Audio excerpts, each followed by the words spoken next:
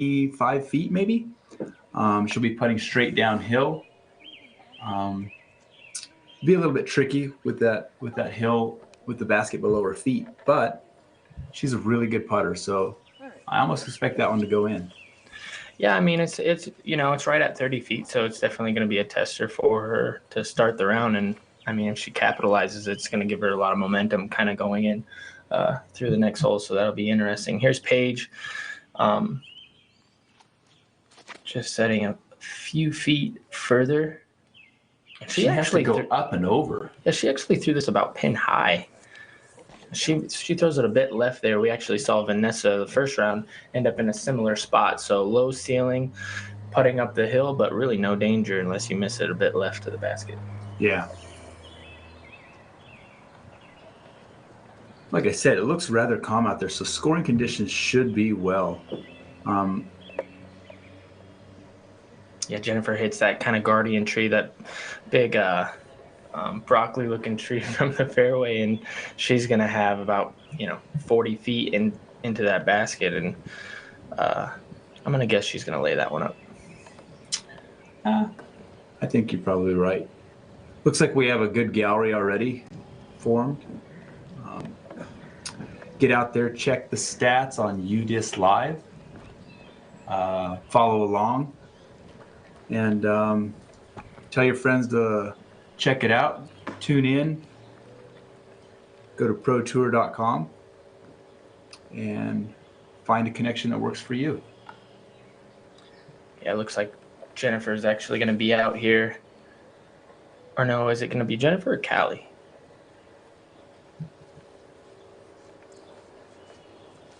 Looks like Jennifer took the step back and offered it to Callie.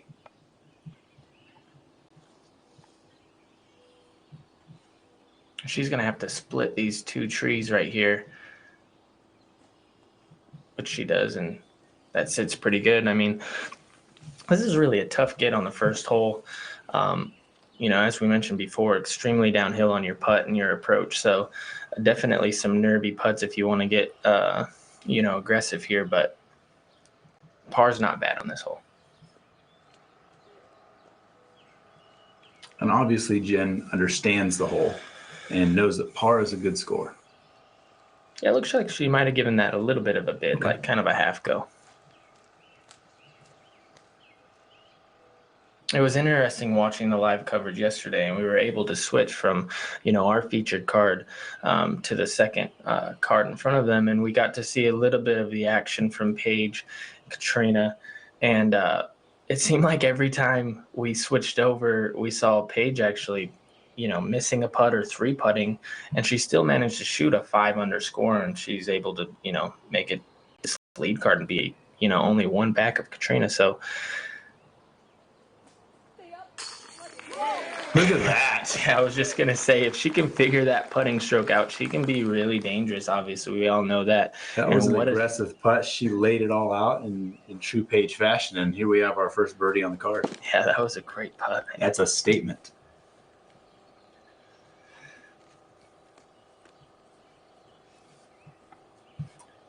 Kat's got the basket below her feet. Speak as to like the difficulty of putting downhill, looking at something behind you like the water. Yeah, it really just depends on who you are. I'm actually pretty comfortable with it below my feet.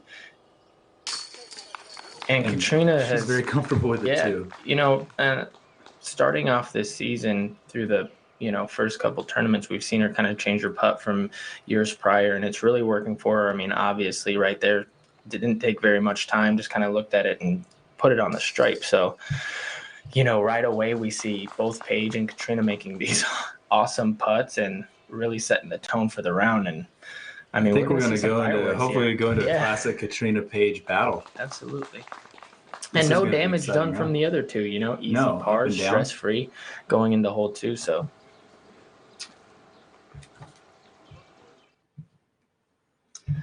Yeah, as we move into hole 2. Sorry, I'm pulling that up. I had it there. But then again, we mentioned earlier watching them in a few holes yesterday, and then already both of them kind of finding their stride and putting strokes. And this is par 3, 313 feet, pardon me, 313 feet, OB left of the path there. And on this card, I think we're going to be seeing a lot of wide hyzers kind of coming into this green, slope behind the basket, but really there's really no trouble. So I expect a few of these, at least a few of them, to be getting in the circle. And yeah, it looks like we have about 40 to 48 feet, 40 feet left of the basket and about 48 feet deep of the basket to be OB. But these ladies have a lot of control, and I believe they should get pretty close. It is a testy green, though. yeah, for sure. As we see, this is a great shot of the gallery that you mentioned earlier. A lot of support out there on an early day, in Peoria, Illinois. And thank you for everybody who went out there to support, your favorite players as they approach the tee pad. Something we can mention as well is this is kind of a warm-up for the World Championships here in a few months. And so it's nice to see, even a new face like Callie pop up on the leaderboard. Yeah. And we're going to be able to, be featured. Really get and maybe to see her game. Yeah, exactly. See her game. And maybe that's a preview for the World Championships or something, along those lines. So a lot of great storylines today. And very interested to see how she plays and how she fares, and really a big moment for her in her career. This is one of the bigger tournaments of the year, and be only a couple strokes off the lead. Yeah, in contention. Absolutely.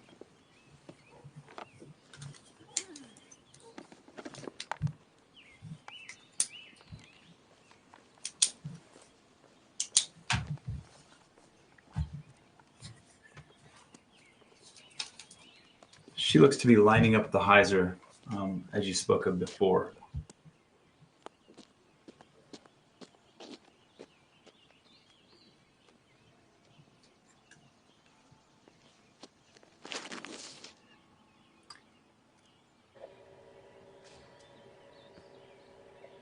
And that come up's a bit short. It looked like maybe she even had a little slip on the tee pad.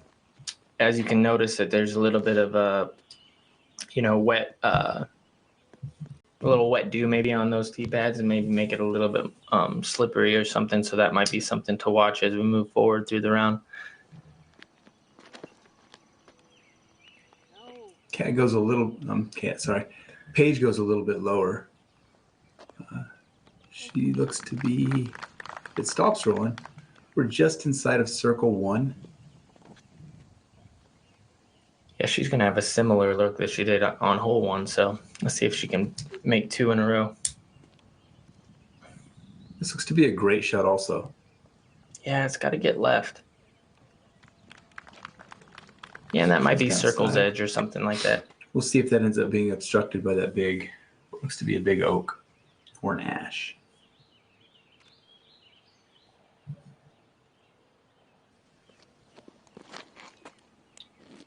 Jen has all the power to get there as long as she gets clear of the tree. Yeah, just outside the circle as well.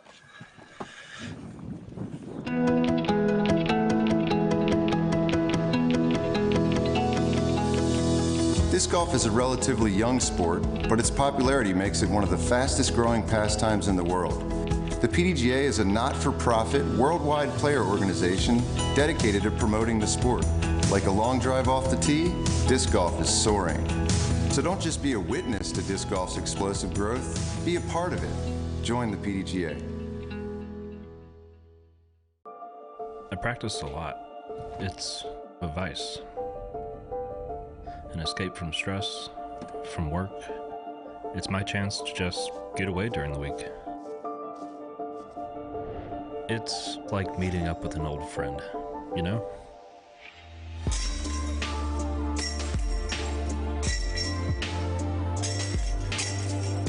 I'll never get tired of that sound.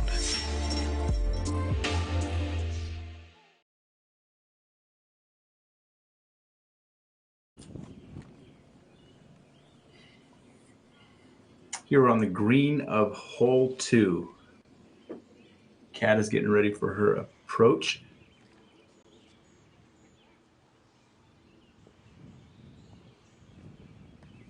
We see her just, with that backdrop probably just laying up a bit short there, just wanting to get her par. And looks like Jennifer and Callie discussing who will be first to go. And I think Jen's going to, give this one a little bid.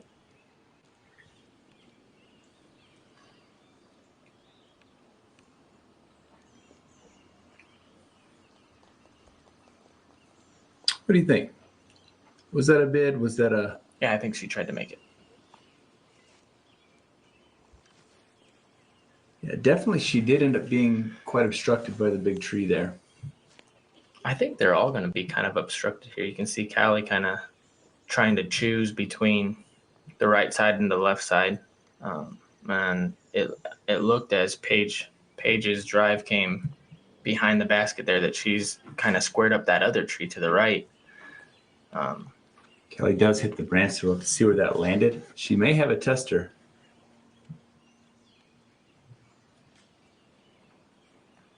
Oh, it looks like she's going to the straddle. So, yeah, she squares up that other one as well.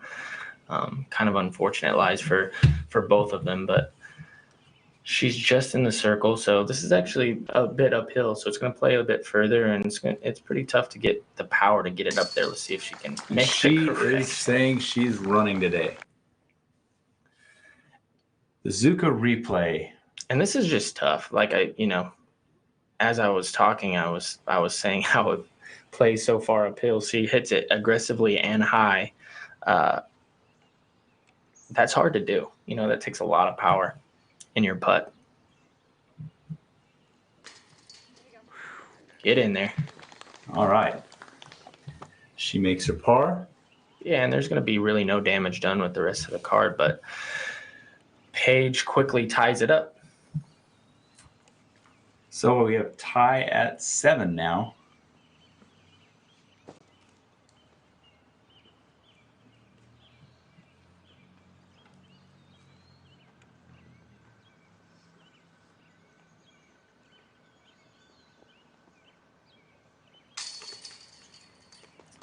Cat puts it in. We remain tied at 7. Paige makes a statement by birding the first 2 holes. Jen gets up and down. Callie gets up and down. And we're going to move on over to hole 3. And this is coming in as the most difficult hole on the course, Pete. I'm gonna just take a guess and say that, nobody's really going to be running this green. They're going to be trying to throw it down this hill with a slight anhyzer to just get to the bottom of the hill. And they're going to have about, I'm going to say, between 150 feet to approach the basket. And the trick is the basket's kind of perched up on this little hill with bunkers all around it. So the most dangerous green probably that they're going to play on tour all year. They're going to have to pick their spot. And yesterday we saw a couple of them. At least one of the ladies threw into the bunker from very close. Yeah, it's tricky. You have to have a lot of touch on your approach, and it really all depends on your tee shot, honestly. Paige's tee shot is off. She seems to have a good angle on it. And like you said, she's just trying to get down in a position so that she has a fairly easy approach. Yeah, and that's great.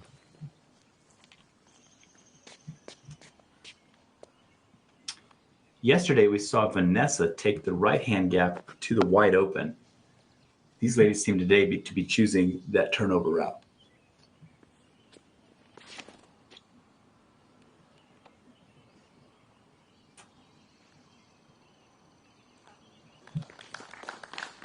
Yeah, and that's down the hill. I mean, I don't think she got as much of the distance down the hill as she would have liked, but I think anything past those first 3 initial trees, you're going to have a shot into the green. Just a bit more tricky. It's a bit high. She got a little kick out of the tree.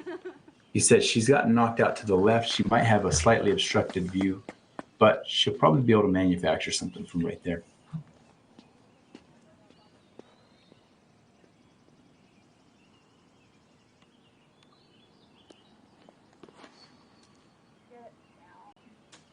Jen puts a really big move on it, cuts half the tree down. And even that's going to be tricky. I mean, on these approach shots, what we're going to look for is for them to have enough power to either go past the basket or just short. Even yesterday, we saw Holcomb kind of throw it to the bottom of the hill, make the mistake, throw it short into the bunker, but she had, 10, Short, 10 feet into the basket for the bogey 4. I can throw this disc around the world in one shot. Never play disc golf too far into the jungle. There may be cheetahs. Someone on your card can't recall if they threw a 6 or a 7. It was probably an 8. See? Stay getting birdies, my friends.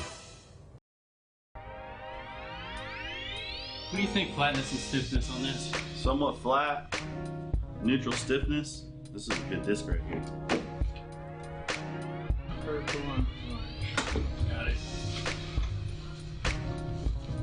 2 more. Danny, this is the sick one.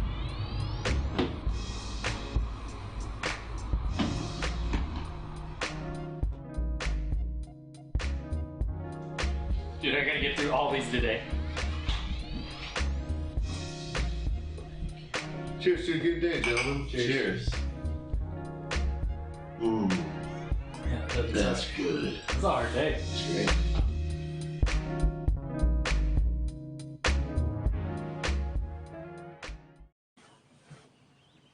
Paul Kelly's lining up a sidearm. You're right. She catches a guardian tree right there. Yeah, I wasn't sure if she was trying to split those 2 trees or go around them, but a mistake nonetheless. She hits it and kind of kicks to the right, and she still has, 100 feet, probably about 80 feet into the green.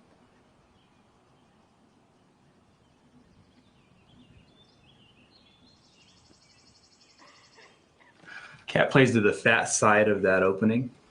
Leaves Yeah. yourself in excellent position to get up and down. Yeah, that's just a really smart play right there. You see the bunker short, you see the bunker deep to the left, and she plays it pin high to the left side of both of those, really giving her no trouble, even if she's short or long. So Yeah.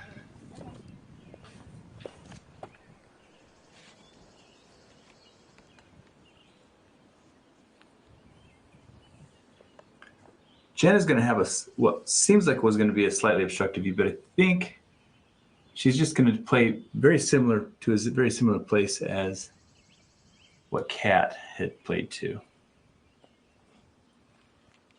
yeah, She perfect. bites off a little more. She's just got a little knuckle tap in. And we see them playing this as almost a par 4. You can kind of feel the intensity on the card of even these little upshots, meaning so much. I mean, this is playing as a par 4 almost.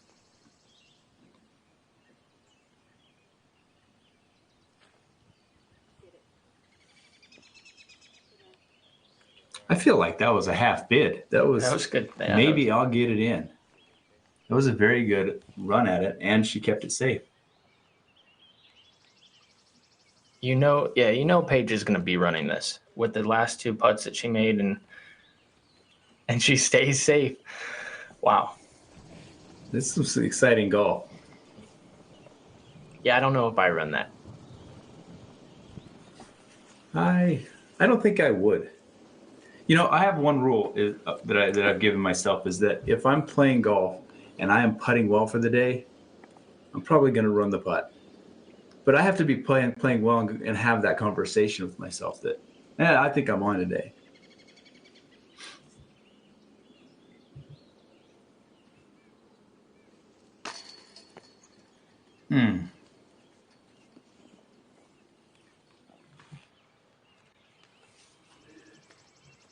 That's tough to see. It's you really have to commit to the putt the whole way, and I don't know if she completely did.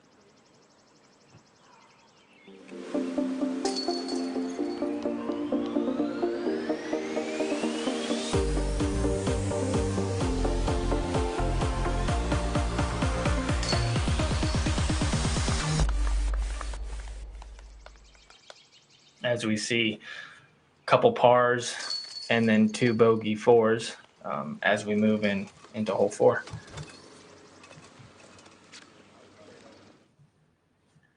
hopeful for is playing the 8th in difficulty. It's par 3, 345 feet downhill over the pond into a green that's tucked left. Yesterday we saw several shots come in a little bit early towards those trees on the inside. The play really is to play wider with a pushing flip hyzer and bring it right under the bucket or just inside. But speak as to what else might need to happen. What do they really need to accomplish? Today, there's hardly any wind, so they really can put what they want on the shot. I mean, honestly, this is the lead card. So I'm expecting them all to be in the circle. I mean, this is just a hyzer out over the water with their fastest disc, I'm guessing.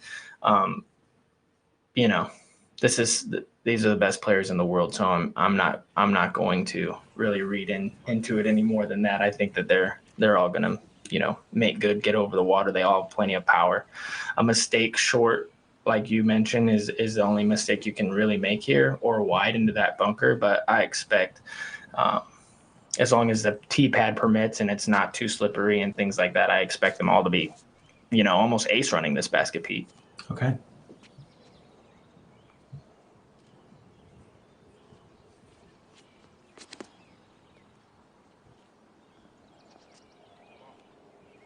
Go in. That was a good call. Let's see if we get another one running down the basket.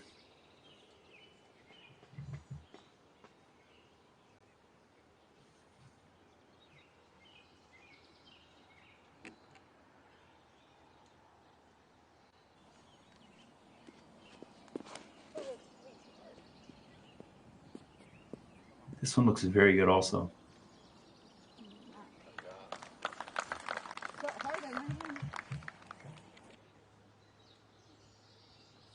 And that one comes in a bit shorter than Paige Pierce's drive. Paige actually put a nice little ace run on it, but she ended up about 30 deep. So she's going to have a tough putt coming into that. This needs to get down. It does. Yeah, She's just outside the circle. Yep, just outside the circle. Avoiding the green and the bunker. So she did opt to throw from the room given on the right side of the tee pad that's grass.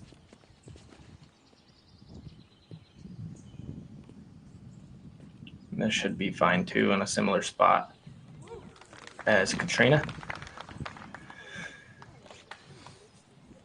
And everybody ends up safe.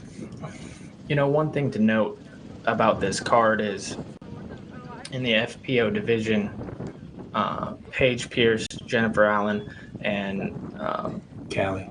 And Callie and Katrina, for that matter, they all have a lot more distance than almost the rest of the field. Yeah. We're talking about the furthest throwers in the world. And so when you come to a hole like this, the scoring spread might be a little bit different for the FPO division, but these players on this card are head and shoulders above most of the field. So sometimes I feel like when you see where the hole comes in as far as difficulty goes, it's hard to kind of get a good read on that for the whole Because these ladies division. are really going to tear it up. Well, they just have the distance that, that water just doesn't really come into play. Yeah. You know what I mean? And so as we see, they all clear the water and they're all in really good positions. You were too lazy to play pool last night, so I had to beat Steve. I'm going to take a look at our leaderboard here. Right now, Holly Finley has moved up into third. She is 1 under through 5. You were too scared to have a rematch yesterday. You were too scared to have a rematch. Paige is 3 down on the round. Paige Bajurkis. How do you say the name? Yeah, that's right. Bjurkis. Yeah, I think the J is silent in there. Bjorkis. Okay.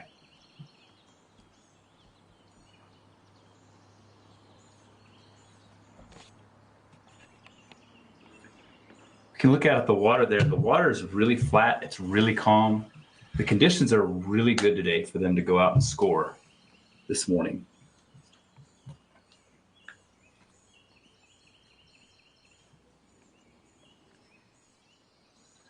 looks like Callie's going to be out here. You know, one thing that we noticed even on the last hole, she gave that, 50-footer that she had a nice little bit up the hill. So she has plenty of power on her putts. I'm guessing she's going to do the same here. If she can get this chain high, give her a little bid. Unable to get it up, and I'm sure, our perspective from this camera angle, I'm sure it actually plays a lot further. You can see as Katrina lines this up that the basket is well above her head. And so it's playing probably about 5 to 6 feet further than just outside the circle. So even though she's at circle's edge, 33 feet, it's probably playing about 40. And she gets the nice catch on the left side. Great putt. And this is going to put a little pressure on Paige, who, is going to be right at 30 feet looking straight down at the water. And for the moment, she's tying it back up. The stroke she lost on the last hole, she made sure to correct for and get it into the basket above the rim.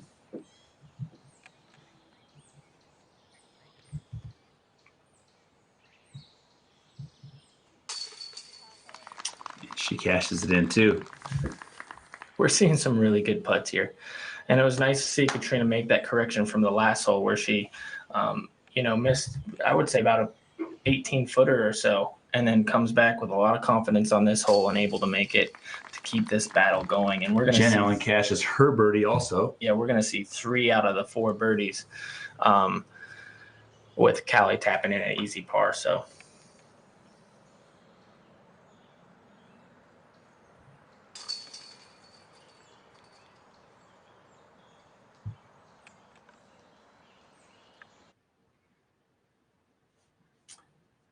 we'll be moving over to hole 4. Hole 5. Hole 5. Yeah, we're moving straight into hole 5. 246 feet.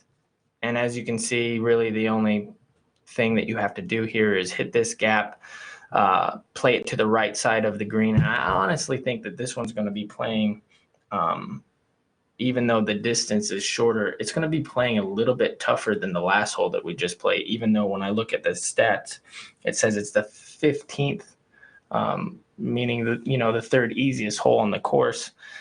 I think because of the water being so close to the left, this is going to play a little tougher for this group because we're seeing predominantly backhand players. Yeah.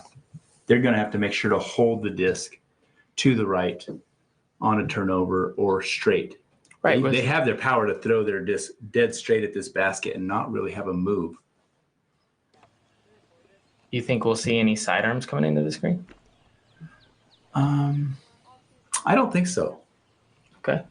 I would wager not. With the backhand skill that Paige Pierce has, Katrina Allen has, Jen Allen has, Callie has a great backhand.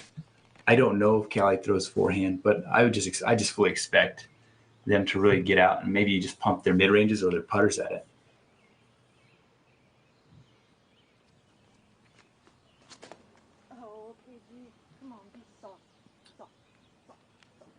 She had a lot of trust in that disc. Man, unfortunate to go past the basket and in, but she did leave it a little bit left. Yeah, as I said, I think that this is going to play a bit tougher for this group, only because there's not that hill bunker to the left to where you're able to throw that stable disc and kind of predict that landing. And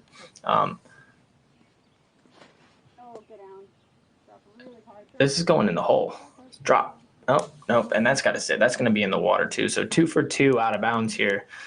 And coming to the next 2 players, they have an opportunity to possibly gain 2 shots here. So we're seeing a lot of scoring separation and a lot of strokes that can be gained or lost, even on the first 5 holes. Setting up for an exciting round.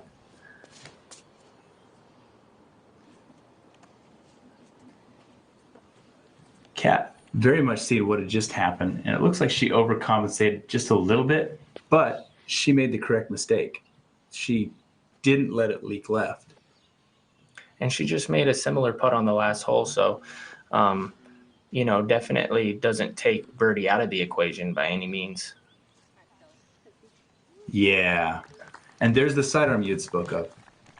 Very great shot. She puts herself close enough for almost a tap in, and she's going to be gaining a stroke.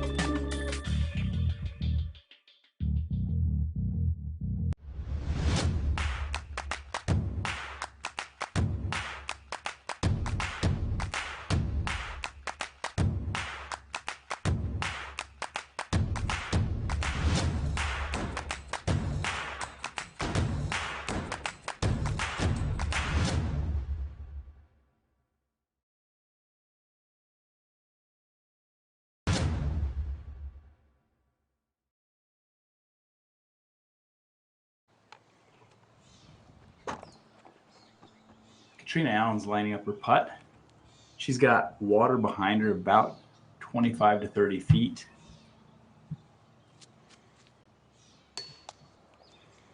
She gave it a run, but it's difficult to run it with the water playing that close. And she's still most likely going to be picking up a stroke unless Paige can make it from below the hole. I mean, with the way that Paige is putting the disc, I'm going to guess that she's going to knock this one down. But you're right. I mean, nothing's a guarantee. I mean, she's going to be at probably right at circle's edge or maybe a bit closer. So looks like they're giving Jennifer her line to where she entered the out of bounds pond there. I guess it might be a bit further than I thought. It's a bit further because Paige overflew the green. Directly off towards the left of the green towards it's about 28 feet to the water. It doesn't look like she's I'll bet she's got a 25-footer.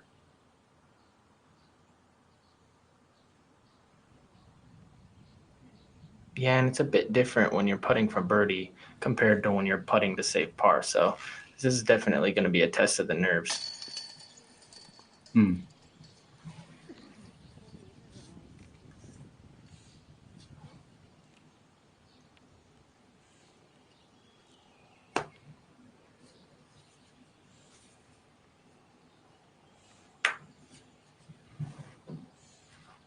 See if Jen can correct from what she has just seen.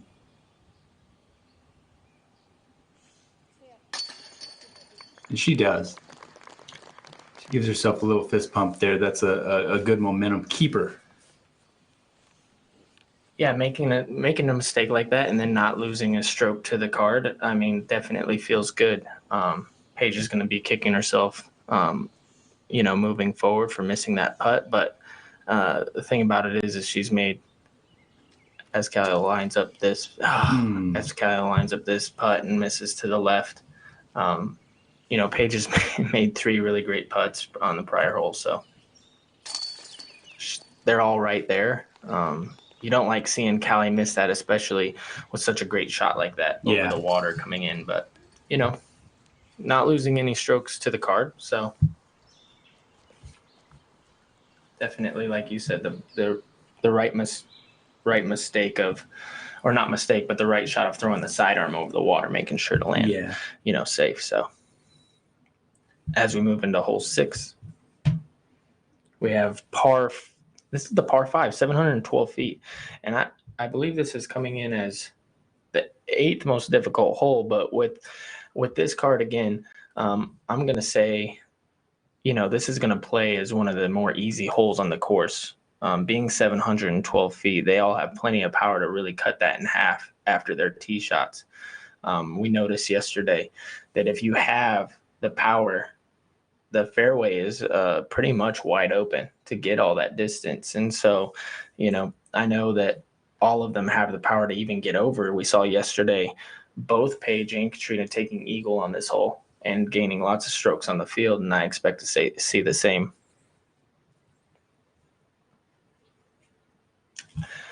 I shouldn't say I expect to see them both make eagle again, because that would be kind of ridiculous, but you put it out there. I think I'm going to hold you to that one. Please don't, but I definitely see them having, all the power to possibly get to bring it into play. Yeah, for sure.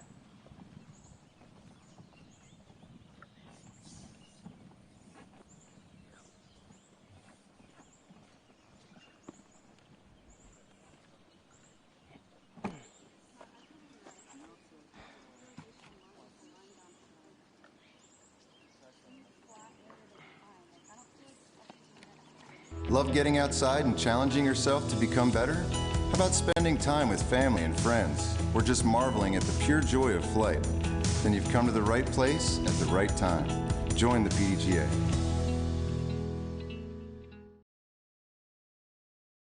When I need to check the wind, I just let out my hair. Disc golf is 90% mental. The other 10% also mental. If you want to make new friends on the course, pick up someone's disc in the fairway. By accident. Stay getting birdies, my friends.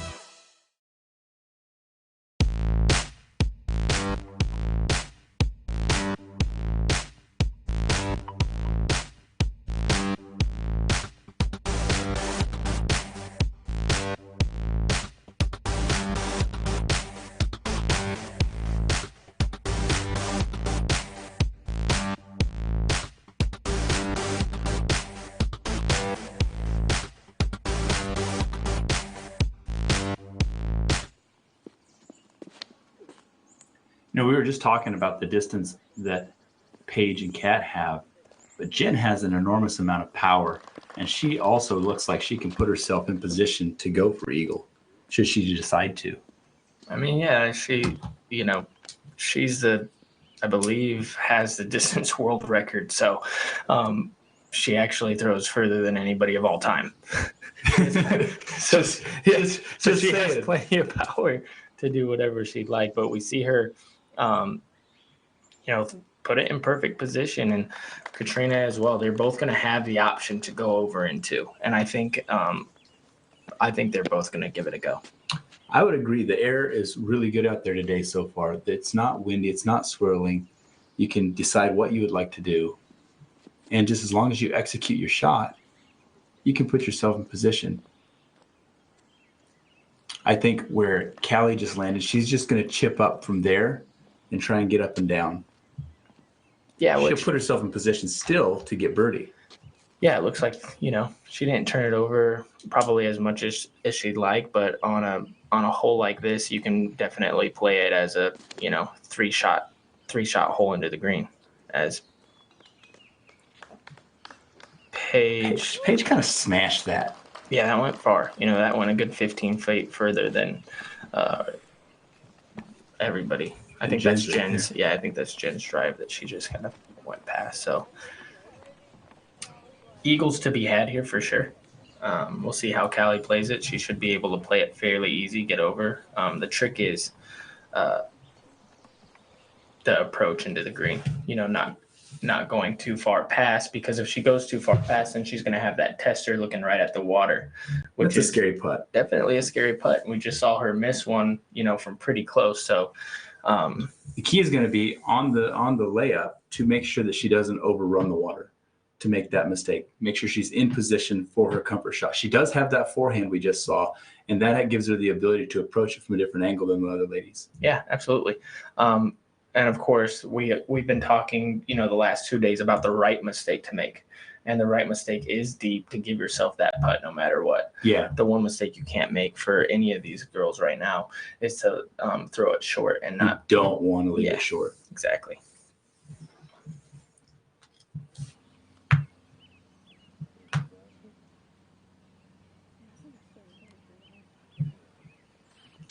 Yeah, it looks like she's kind of lining up lining up and finding a spot where she wants to throw this drive, like you said. She doesn't have to throw it very far, but into a position to where her next shot is the easy shot into the green. This needs to slow. That looks good. Yeah. She did play it further to the right, which does, like we were talking, leave that forehand approach, which she might be more comfortable with. Yeah. At that distance. I don't know her game. I can't really speak as to that, but we're here in the booth to talk, and so I think being able to make some of those assumptions based on where she's played, and she looked like that was exactly where she wanted it to go.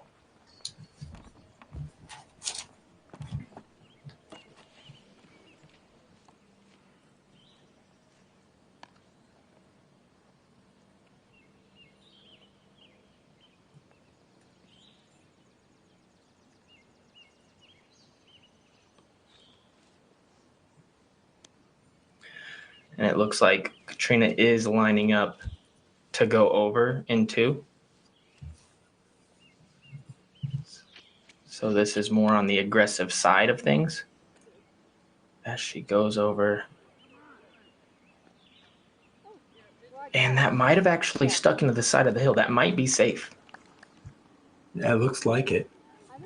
Yeah, we're going to have to wait for them to get across and make a judgment call. But it looks like it may have stuck, and I'm not sure if they have spray painted lines over there. So if they don't, then I'm going to just say it. I think that's safe.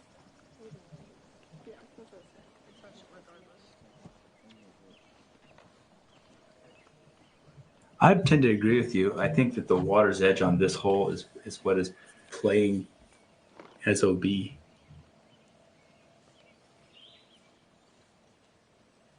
And with her throwing and making that mistake of coming up a bit short, I think that, that could, dictate what the next 2 players do with their shots, and that to make sure to put a little bit more power on it and to get over this. I mean, Jen does. Yeah, Jen clears that with about 2 feet of room, and she has that scary putt in, but the good thing about where she is, she can just lay that one up and take birdie. Yeah. And that's the benefit of having the power that she does. She can really get aggressive on holes like this, and as long as she plays to her strengths with it, which is that distance, she can cut these holes in half and make easy birdies like that with a chance for eagle if she wants it. Yeah. You say you get all the way across the water, you're pitching back up if you choose for birdie from 30 feet, as opposed to having to try and make birdie from the water's edge across.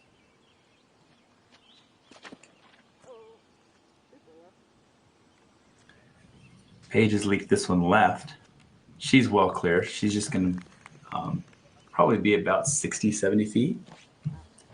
Yeah, she's going to be about, like you said, 60 feet to the left. Curious, like you said, to see which route Callie takes, if she's going to take that sidearm or if she's going to try putter turnover. I mean, there's all kinds of options as they approach her shot. I think at this point, though, if Katrina is safe to the right there, she's only 30, 35 feet. So she's in great position, being pin high, to be able to run that putt for eagle. Below the hole without any real consequence. Absolutely. So if she can, take advantage of the good break that she has right there, or had on that shot, she can take one right back right here. Obviously, assuming she's safe.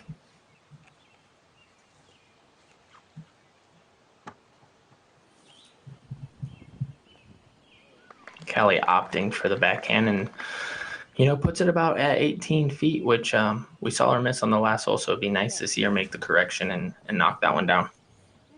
Yeah. Yep. Todd lost it. Hey, Todd. Earlier in the morning, we see them drying off their discs. Morning dew, probably some rains from overnight, but nowhere near the conditions that we had yesterday with it raining. They don't have as much challenge that way today. So as they come around to the green,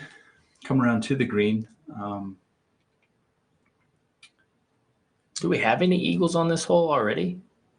Let me check. Just curious. No. That's a no, everybody.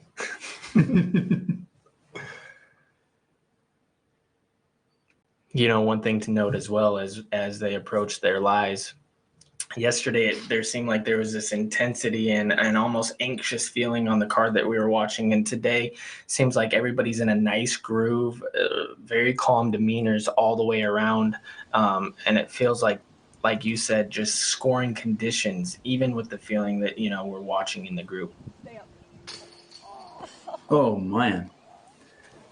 She put a good putt on that. Yeah, that was, you know, an inch further left, and that's in the heart. Yeah. You know, and that catches. So it's just crazy. She's not letting up today. She wants them all. We're getting a nice shot zooming in on Katrina's disc. I'd wager that's inbounds. We'll see what the group decides when they get over there. Let's see if Jen can capitalize here.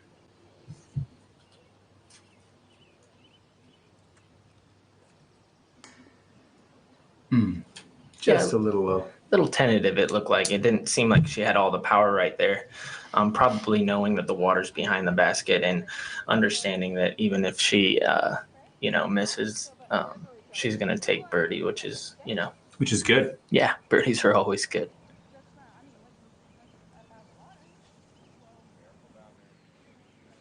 We have 40 people through the hole, and only about 15 or 16 of them have birdied it. Yeah, they have to be saying that that's safe. I mean, we can clearly see from here that touching kind of the edge of the line there. And it looks like, yeah, she's taking her meter and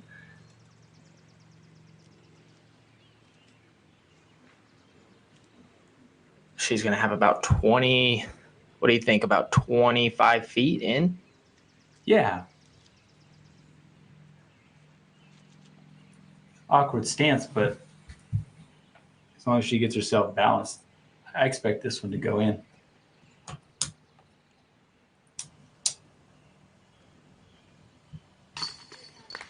And she makes good. And that's for eagle, Pete. I mean, we're seeing Paige and Katrina already exchanging blows hole to hole. You know, Paige almost knocking that down from right at what 50 feet or something.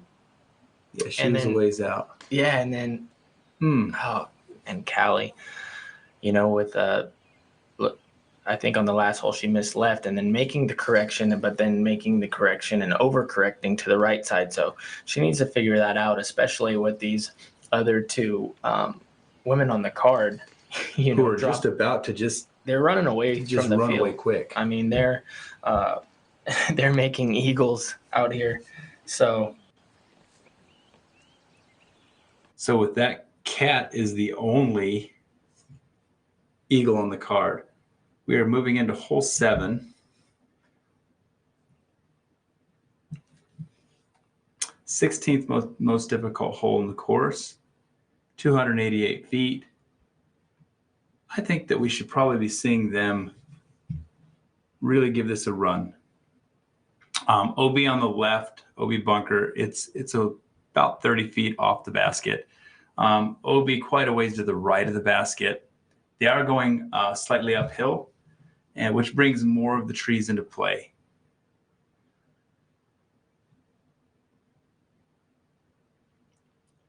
This one, not many of the women have birdied it. We have seen only 1, 2, 3, 4, 5 birdies on the day. Yeah, and I think that's a product of the distance. You know, we've talked about. I feel like personally that there is a huge gap between the women on this card as far as distance goes, to where they're able to come to a hole like this, which is 288 feet, let's say, but it's playing uphill, so it's playing right at about 350, and I feel like that's the gap that I'm seeing, to where Katrina, Paige, and Jen can really pull away from the field at this point, because when you have those holes, they're throwing it, no exaggeration, a good 50 feet further than the rest of the field. And so it makes holes like this that much easier, to where they're bringing more holes into play every round. Sure, absolutely. And we see that as we move forward. They both had eagle putts on the last hole, or all three of them had eagle putts, to where we saw Callie throw short left, get in position, and throw over. They're making easy shots over the green. And for Callie to stay in this, she just needs to capitalize on the position she left herself. She left herself a relatively easy putt. She just needs to capitalize on those to remain in the game.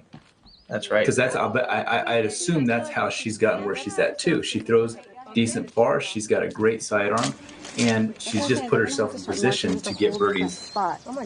She just needs to capitalize on those. I mean, what is the great equalizer for distance speed? It's putting. It's putting. And right now, Paige has come out smashing putts. She's missed a couple, but she's shown us what she can do. Right. As we look at this tee pad, I mean, this is, I'm just going to say, this just looks awful. I mean, there's really mud all the way around the tee. This just isn't safe.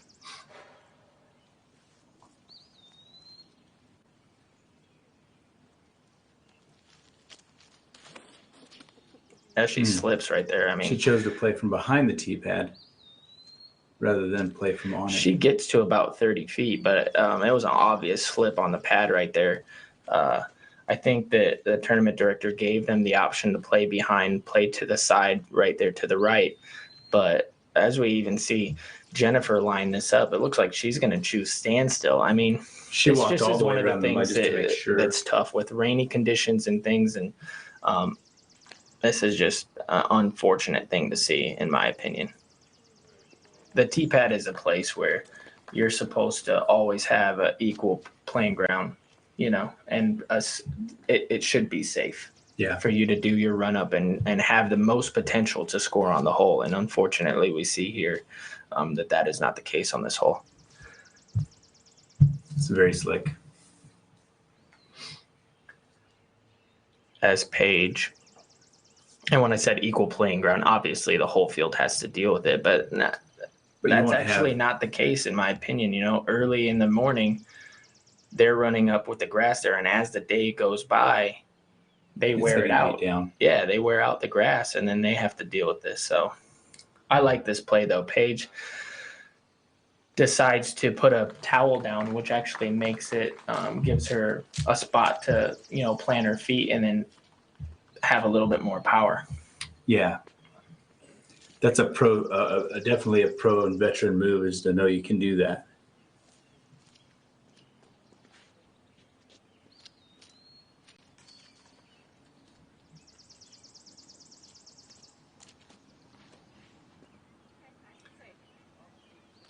As we see Callie, I mean, just not able to get the power there to get up the hill. What do you think about her possibly taking sidearm as opposed to pushing hard on the backhand? I honestly don't think it would have made a difference. I don't think she has the power sidearm to get all the way up the hill, so I think she would have been in a similar position than she is. I think throwing backhand, she probably had a little bit more potential to get the distance up there to have a look.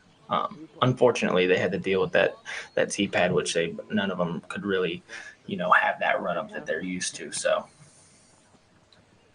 see them coming up the fairway. We want to thank Savage Apparel. Their signs on that hole. Thank you for the support. Thank you for supporting the Pro Tour. Everybody out there in viewership land, go give your support to them. Want to thank Discraft, the presenting sponsor of the Ledgestone Insurance Open. What a great partner they have been with Nate Honnold. Yeah, it looks like Callie's going to be first up here, which I just expect her to really just lay this up, take easy par, get out of here.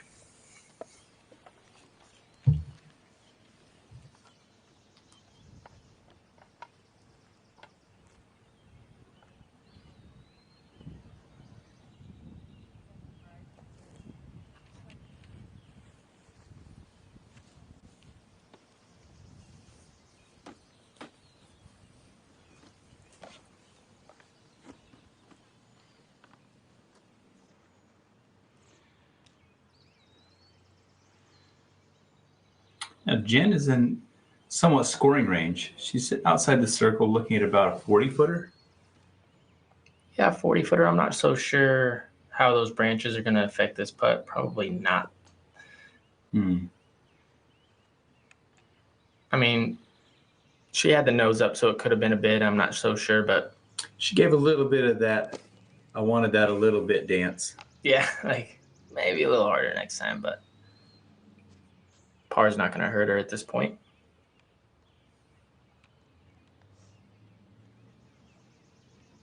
Katrina on the last hole left herself in position she again has.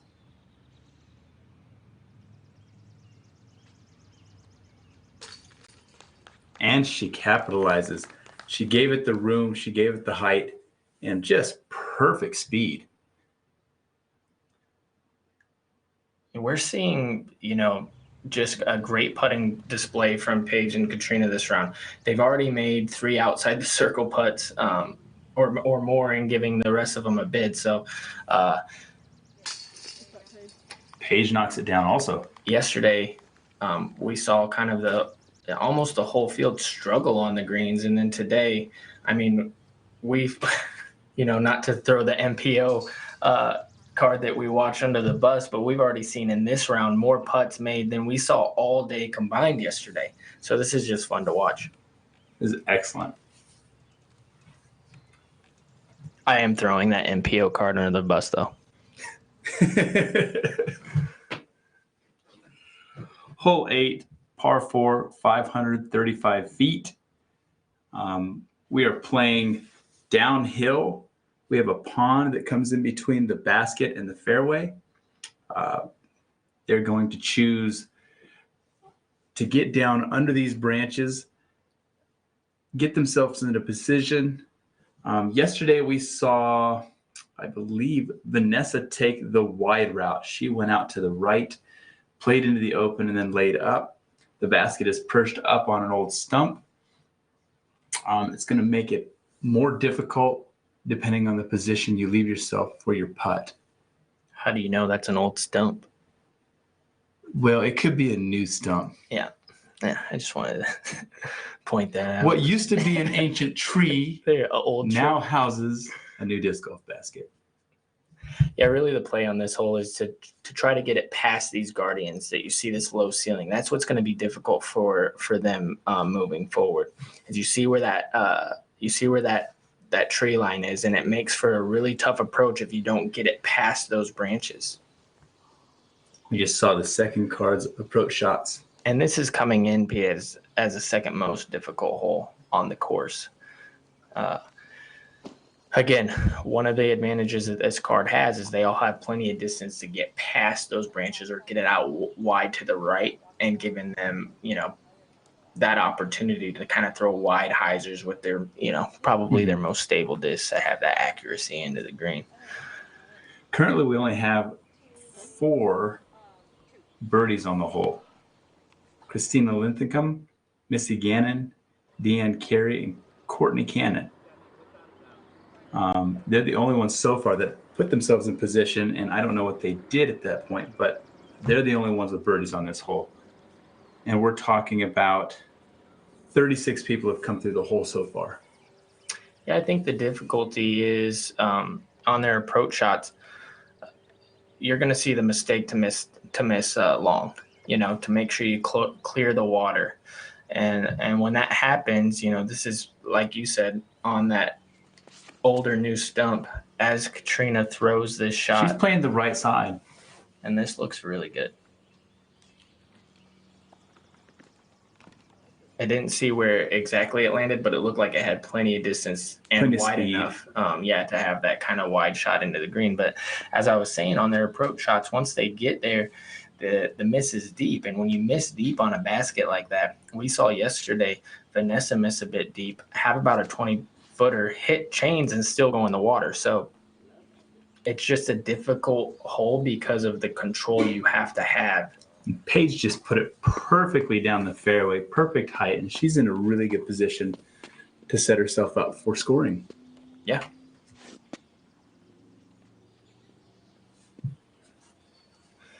It looks like Jen's lining up that right side gap.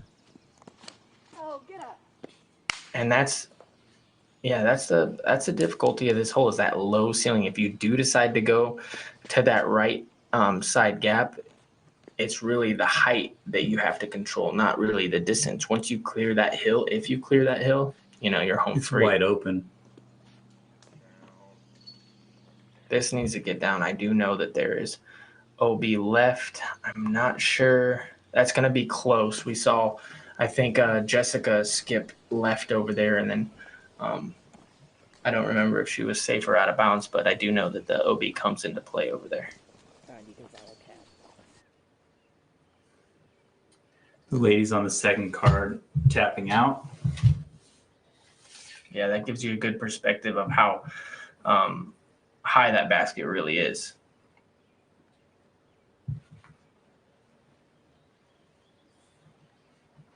The 2019 United States Amateur Match Play Championship continues with our doubles bracket. Local doubles qualifier match play brackets will be held throughout the United States and Canada through July and August. The championship bracket will be hosted in Emporia, Kansas on September 27th through the 29th. In the players pack, each player on the teams will receive a Dynamic Disc Biofusion Raider and a Latitude 64 Gold Burst Pioneer. Make sure you go to discgolfmatchplay.com for more information for the tournament directors and for the players. We can't wait to see you out here in Emporia, Kansas for the championships.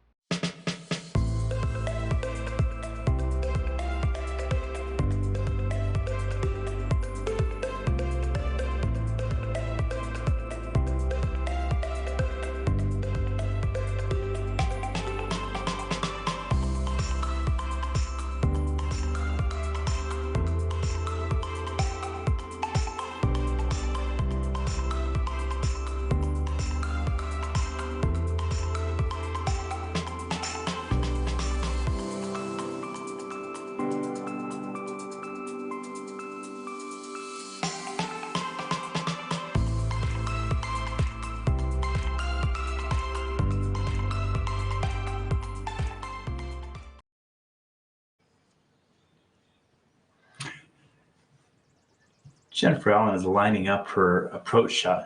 She's left herself quite pinched. She didn't clear the hill on her tee shot, did it too low. Now she's really got some meat on the bone left to really get up and down for par.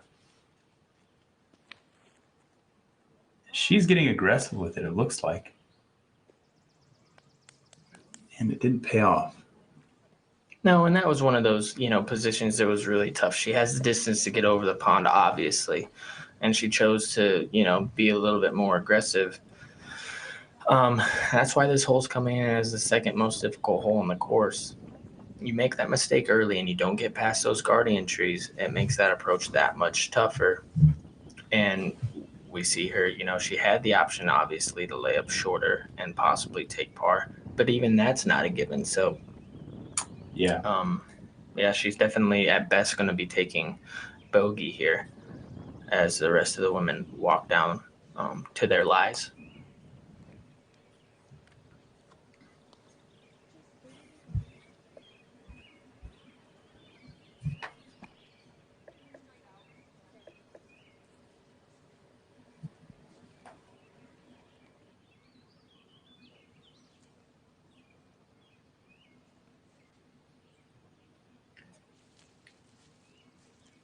And it looks like, I'm not sure if she was out of bounds there or not. We'll have to see. I know she's taking her meter out.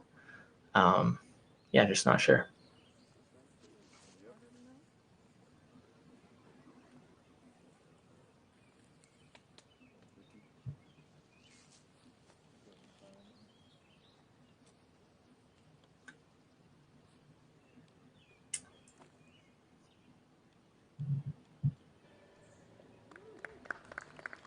And that looked like it was kind of hovering, whether it was going to go in the water, whether it was not, I wasn't so sure. And then she, throws a really good shot up there to the green. Depending on if she was safe or not, that's going to be either a putt for par or a putt for birdie.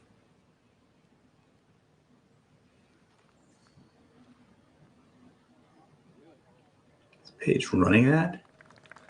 I don't think so, but that's the advantage of having all that distance that they have, is she makes it all the way down to the bottom of the hill, Pete, and she has putter in the hand on this par 4. She leaves it nose high, floats it right basket height almost. Yeah. That would have been a really nice catch.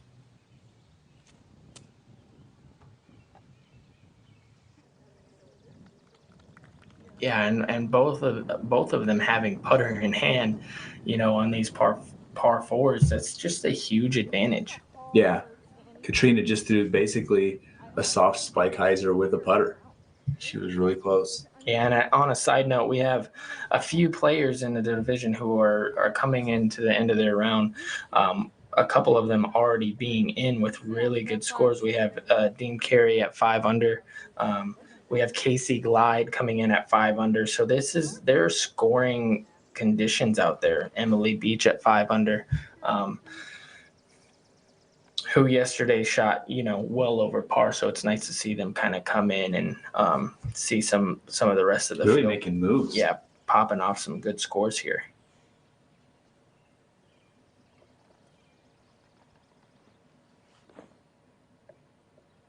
But as we, come back to this featured card, Missy Cannon is already at 5 through 10. But then we come to this card, and as Jennifer lines up this approach, Paige -4 through 7, Katrina -4 through 7, almost hitting that, 5 under mark this early in the round. If they keep rolling, they're going to be able to really pull away from the field, which we've seen them do time and time again. With what has been going on the previous cards that have played through, and where they've left the benchmark, what number do you think we should be looking at today, with how well these women are playing? 15 years. I mean, honestly, they've been through the round already. We saw yesterday them come in at with respectable scores at 6 and 5 under, in difficult conditions. And so I'm gonna say 8, 9 down. We can be on the lookout for. Good putt. That's really good to see her catch one now. Yeah, she was left, she was right, and then now she lines it up and knocks it down. So she was actually oh wait, was she? That was for par. Okay. So she was out of bounds on that tee shot, but makes good, from 25 feet to save the par. So.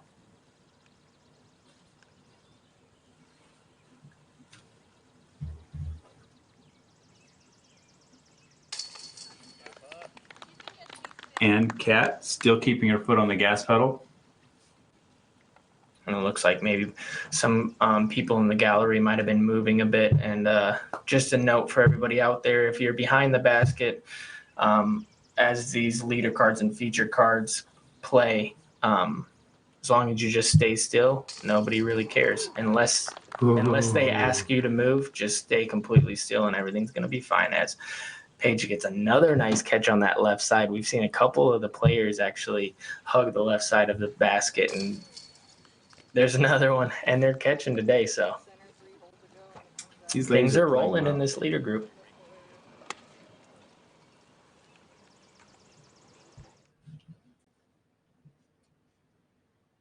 Moving into hole 9. It's the 13th most difficult hole in the course.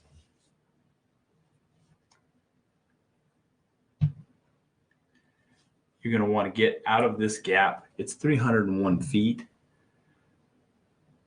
Really, I expect them to be just throwing pretty much a power shot, maybe a fairway, maybe a mid, out the gap. Do you remember what our card yesterday did? Yeah, I don't think we even saw any birdies on this, Pete. I think we saw a few go left, a few land short, and then we just saw a bunch of pars. So as we come into this hole, though, I expect at least one birdie from this card. It's just tricky. If you get past this initial gap, and then you have these bunker trees, the one obviously right in front of the basket, and then those 2 bushes to the right. If they decide to come in hyzer, those are the only 3 things that you have to beat And if you can do that, you know you're right at the circle. I think the smart play is to play something straight and left and give yourself about a circle's edge putt, probably. And we've seen, you know, the group already make all kinds of putts, and putting hasn't been a struggle except for Callie. So correct. About the only challenge we have, or OB we have, is about 32 feet behind the basket, and there's what they're calling a barn that is early of the basket, that if you get something too turned over, it can land on there. I don't expect to see any of that today. These ladies are really throwing some good shots. Yeah, and off the tee, I think we've only seen about 3 drives go out of bounds, and 2 of them were on the shortest hole in the course. So these, you know, this featured group is, it seems like, in control of the drive, as long as the tee pad permits. We saw earlier in the round, a few holes back, one of the tee pads really cost them some distance. So as long as the tee pad's good, I think we'll see them get, you know, circle's edge or something. I'd be surprised to see somebody get closer than 25 feet on this hole, honestly. Okay.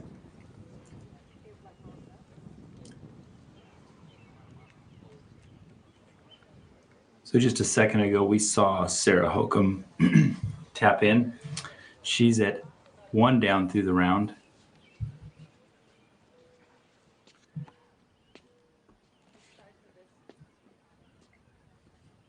Right now we have Katrina lining up her shot. And something to be noted, it looks like this tee pad is a bit wet and dewy. I'm not so sure how slippery it is. She lines up that hyzer. Comes up a bit short.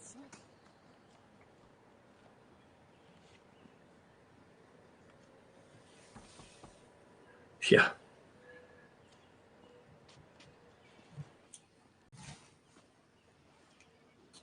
And Paige lining up the sidearm.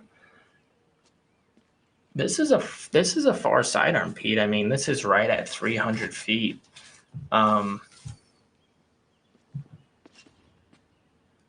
Honestly, a surprise to me to see her go sidearm here. And she puts herself in.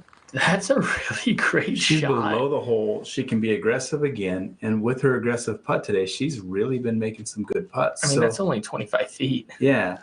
That was amazing. Very good.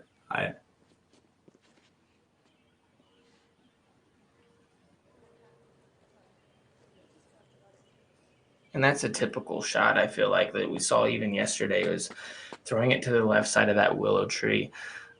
It's tough to get underneath those branches. You know, those are obviously, that's a weeping willow, so low-hanging limbs that are going to cost a lot of good shots coming into that green.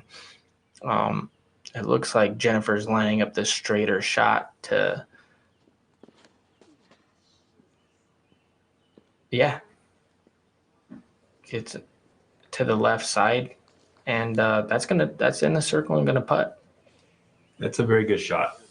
She didn't bring too much of the willow into play. She played the correct angle, and she's looking at 25 feet for birdie.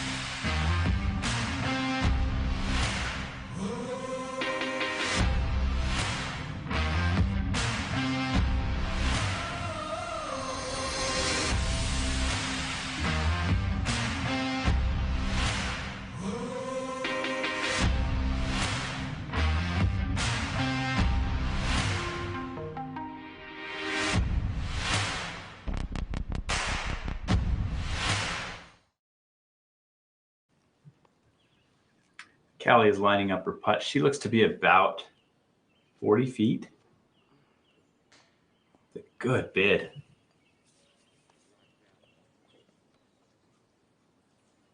I really like to see her start knocking down a couple of those. Yeah, it looks like she's just a little bit tentative, as we see Paige really being aggressive with that putt. It's coming out with some speed, and we're also seeing Katrina make a lot of long putts, and just looked like it was kind of like, oh, I hope I make this putt, and not I'm gonna make this. I'm wondering if Katrina's gonna have to deal with these low hanging branches from this willow. Decides not to jump putt it. Man, this is crazy. They're just. This is just raining. Yeah, birdies. They're just dropping. Let's go back to the Zuko replay. Right on target. And this is the best display of putting from a featured card I've seen in a very long time. I mean, they've already racked up. I'm just assuming Jen's gonna make this. Great assumption. They've already made a good 200 foot worth of putts this round, and we're only on hole 9. This is excellent. Now Paige has a putt uphill. This is right at about 25 feet, and she just watched 2 players on the card knock them down. Can she handle the pressure and she does. And knock it down? Yes. Excellent.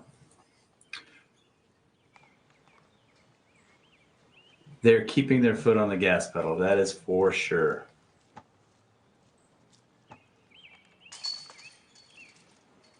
Callie taps in for par.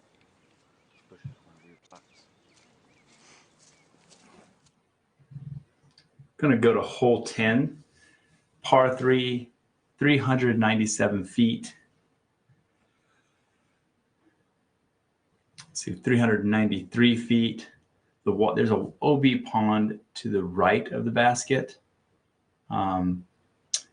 Yesterday, we watched several of the players fade out, go right a little bit. These ladies have the ability to reach the screen. Yeah, I honestly don't think there's any trouble on this hole for them. I think that with the power, like you said, that they have, I think they're going to be running this basket, coming right at about maybe good shots will be 25 feet short, maybe a little bit left, but I expect to see at least one birdie from this card, even though, we see that distance as 393. It's playing a little bit downhill and really no trouble except to the right of the basket. So if they can, choose that good stability of disc, which I'm sure they all have, I think that they can be aggressive on this hole. Being they're all throwing the disc very well today. I mean, no, well, they can also throw hyzers to 45 feet left and make birdie, apparently. So we're seeing just an amazing display of putting from the entire group today, which is refreshing, to see. From yesterday, it seemed like a lot of the division was struggling with the putt. Even when we would go to Paige and Katrina on the second card, we saw them, we saw a couple of 3 putts and stuff, and they've completely turned that around and are just making all these great putts. And it's nice to see as we come to this is actually the second card making their approaches to this green. And here is Sarah Holcomb lining up from about 50 feet. And being on the second card, you can't help but notice the card behind you, sometimes. I'm wondering if they're watching the women make all these long putts and if it's affecting them in any way.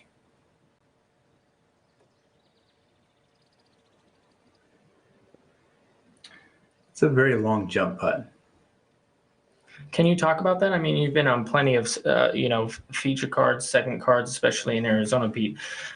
When you see a card in front of you and it seems like, you're hearing the gallery clap and you're hearing, you're watching them and you're seeing a lot of long putts made and a lot of scoring going on, does it affect your play? it makes me really feel like I have to get more. You know, when you're playing, these women are playing at the top level, and when you see momentum gaining behind you or in front of you, you really start feeling the pressure. Yeah. You feel enough pressure being that you're playing on top and that you feel like you want to get everything you have to. But then when others start getting it and you can hear, you can see, you can feel the momentum, you can feel the energy coming from the other side of the fairways or course, it can, if you're not prepared for it, it can overrun you. Yeah, absolutely. As we see, you know, the second card, they actually all tap in for pars there. So no birdies from that group. And that comes to my point, you know, the distance that this card has. I mean, we keep coming back to that, but I feel like, you know, that's the great separator right now, is watching how far they can throw compared to the rest of the division. We saw Holcomb, who, you know, is always in the top 4 in the world for years and years and years.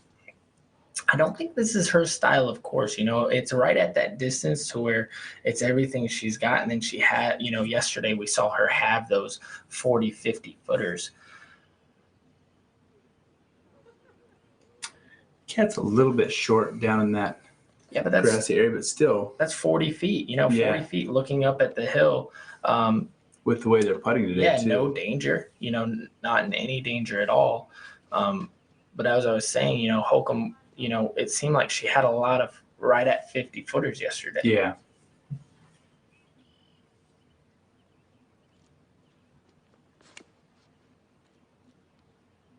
And this looks like it's going to be well in the circle. This looks perfect, Pete. Wow. And that was a very nice shot. Yeah, I would say. That's a nice shot for anybody. Yeah, of course. I mean, that's, you know, 10 foot to the left of the basket, and it's going to be tapping, probably, I'm going to just say tapping in for another birdie. I mean, yesterday we were talking a bit about the distance you have to have in the men's division. Now that benchmark has gone up so high. Jen getting a nice pull on this. She's asking it to come back. This is going to be parked as well. Oh, no, she actually overflew it a little bit. Yeah, throws it a bit too far. A little bit too far looking down the hill. She's going to have 40 feet. That was a really great shot, though. That was big.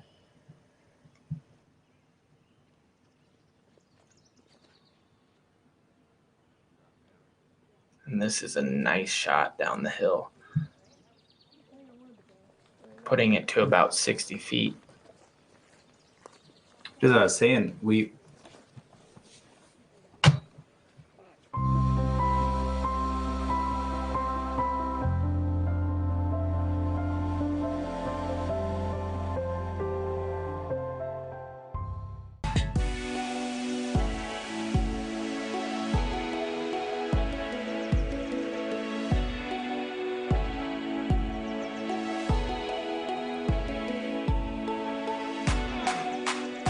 If you guys like the H3 V2, but maybe you're looking for just a little bit more flip up and glide, the H4 V2 is going to be your disc.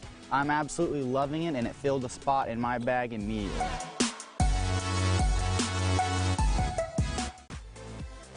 Zuka is now producing limited edition color choices. Zuka can add custom embroidery to the front and/or sides of the bag. Zuka is now producing limited edition color choices. Zuka can add custom embroidery to the front and/or sides of the bag.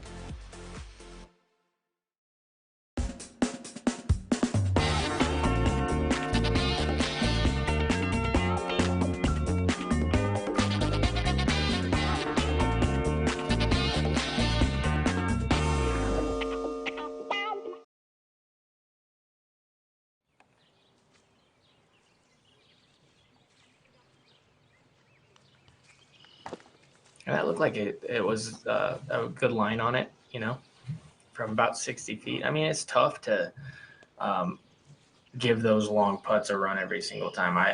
I know I struggle from about that distance even to get it chain high. So they're definitely making it look a lot easier than it really is, Pete. Yeah. Just saw it. Oh. I thought that was in also. Like I said, they're making it look a lot easier than it really is. Is that a yoga ball in the I think it's just an overgrown pumpkin. It's a pumpkin. It's too early. It's too early for me, Pete. Golf course pumpkin. It looks more like one of those big balls you put up on the high tension wires to keep the planes from hitting it. Jen is lining up her putt. And she just left that one low. Yeah, I hope there's no airplanes that are going to be that low, Pete. Okay, off topic there. We see Jen kind of throw it low there. I was actually expecting her to give that one a good run. We've seen a outside the circle putt made on almost every hole so far. So definitely it's surprising to see, she put herself in a good spot to give a nice run as Paige taps in for birdie. She's going to tie it up with that birdie.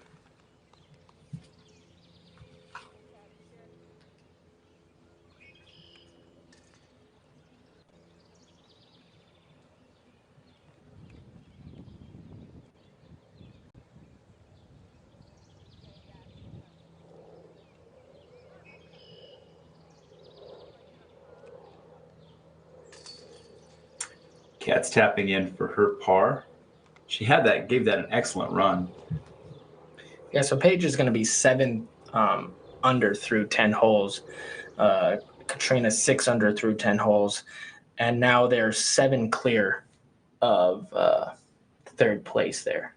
They're running. Yeah, they're running away from the field at this point. We're going to be moving to hole 11. It is the 4th most difficult hole. 383 feet, par 3. OB left, OB water on the right. Still within their distance wheelhouse. It's a very challenging green, though. Yeah, it looks like it, they're going to be wanting to throw something with a little bit of stability out to that right side, get in front of that bush and come in, and then use that hillside to kind of skip them forward, maybe with a little cut roll to the pin. Yesterday, we saw a few people go left. We saw a few people go right.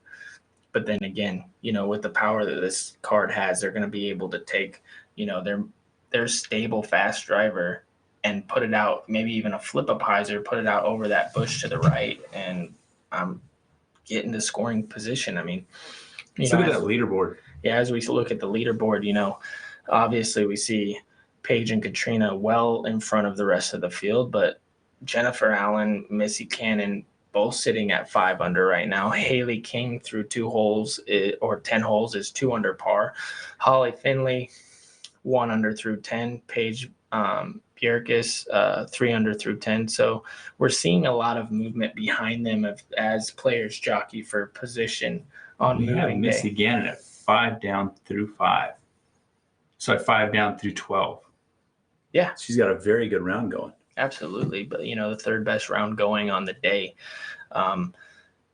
Vanessa Van Dyken, we saw yesterday, her have a really kind of a smooth round going the whole entire day. Not really a lot of mistakes, not really a lot of birdies. And we're seeing the same thing again, 2 under through 11, which is, these are all respectable scores. She actually is tied for 7th. So as we move forward in the day, we said earlier that, if the leaders could get to that 9 to 10 under benchmark, that would be, probably the obvious score. But as we move forward, I think we're going to leave that one behind. They might be shooting 9 to 10 under easily, being 7 under through 10 holes.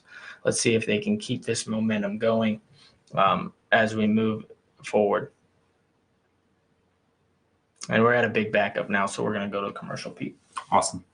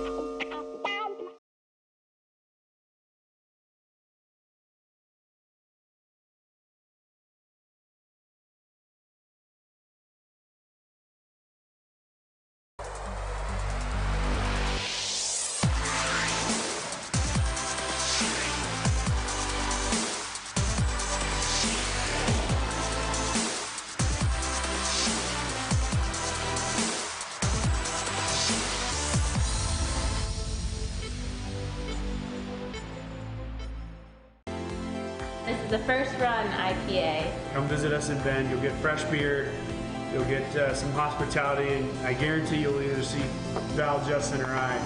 Fresh as you can get it, right here.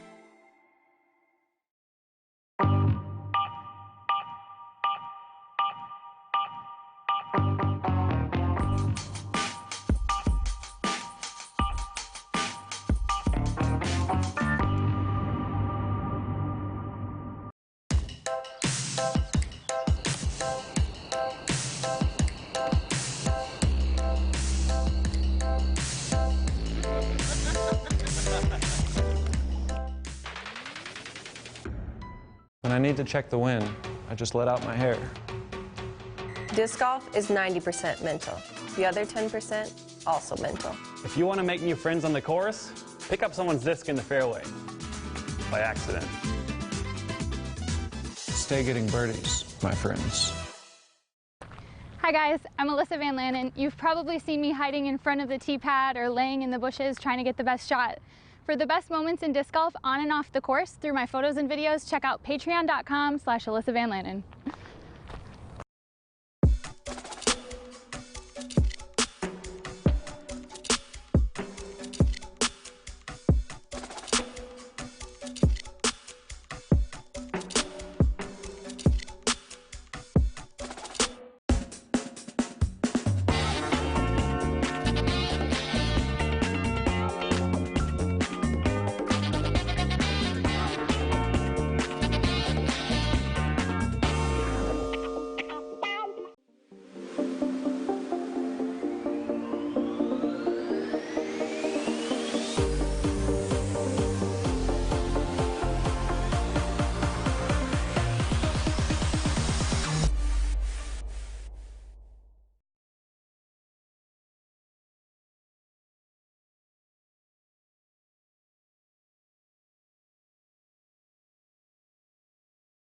I can throw this disc around the world in one shot. Never play disc golf too far into the jungle. There may be cheetahs. Someone on your card can't recall if they threw a 6 or a 7. It was probably an 8. See? Stay getting birdies, my friends. Wear what the pros that film the pros wear. Savage Pro Tour apparel. Full body dye sub technology. Sweat wicking polyester. Lightweight Cirrus jersey. Made in the USA. Are you savage? Wear what the pros that film the pros wear. Get yours today.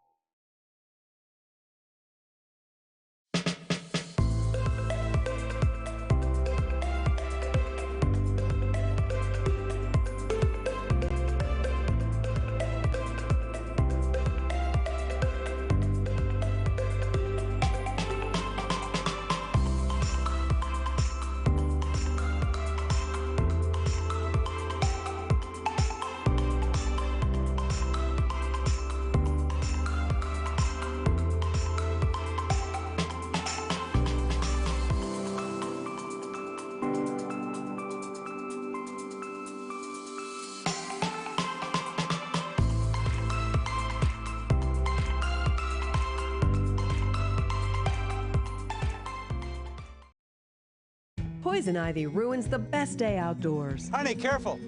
I saw poison ivy. The rash is ugly, itchy, and spreads quickly. Zanfal's your answer. Skip nutty remedies and expensive visits to urgent care.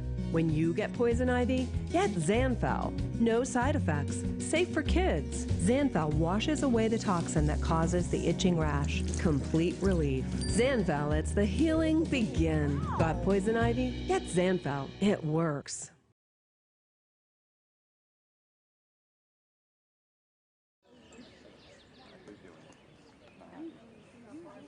As we come back to our live coverage for the day, we see Ellen Winboom missing kind of a shorter putt there from the second card, Pete, and Holly Finley tapping in here on this pretty difficult par 3.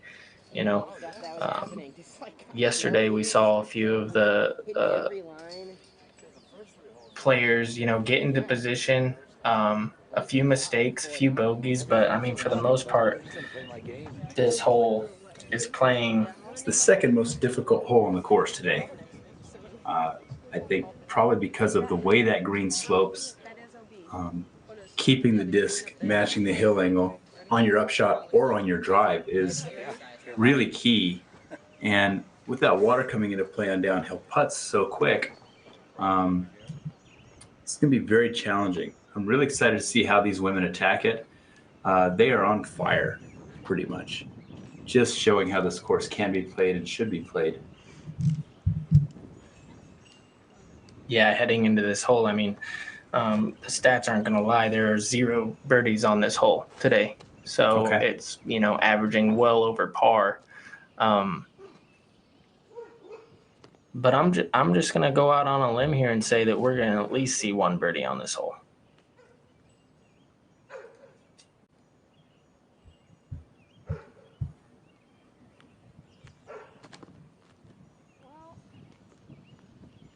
Paige puts a move on it, but it stays hyzer. She's going to be well above the basket.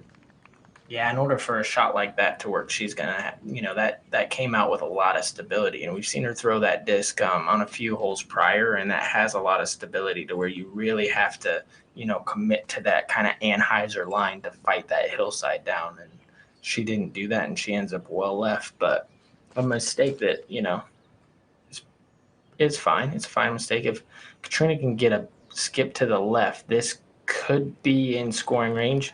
And as long as those bushes, just outside of the circle, yeah, as long as those bushes aren't in her way, or that tree right there to just in front of the basket, I think with the way that this group is putting, you know, we have to expect her to possibly Jen make goes that. Quite aggressive on it. She barely nips that tree. I think that tree actually probably helped a little bit. I think that might have had a little bit of power, and with the way that it was flipping up, it could have been a little bit left. So, and Callie's going to be left over there kind of by where Paige landed, bit shorter. But as long as she can, you know, have like that, like maybe a lofty putt or something, she's going to be fine as long as she can get that to land flat on that hillside.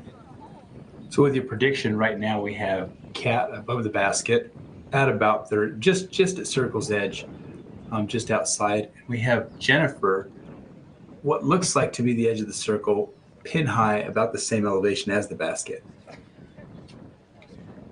Yeah, and if Paige actually has a look at this, I mean, with how aggressive she's been so far today, I would not be surprised if she even ran this. Just depending on where she, I don't know. She went pretty far left, but we'll have to see where she actually ended up landing there.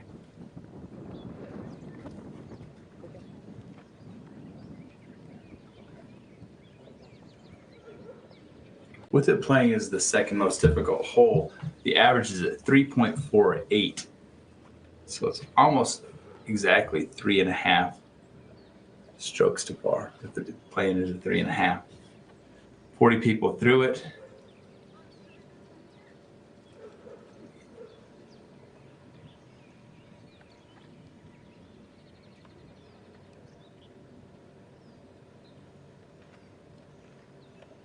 Paige is eyeing up her shot.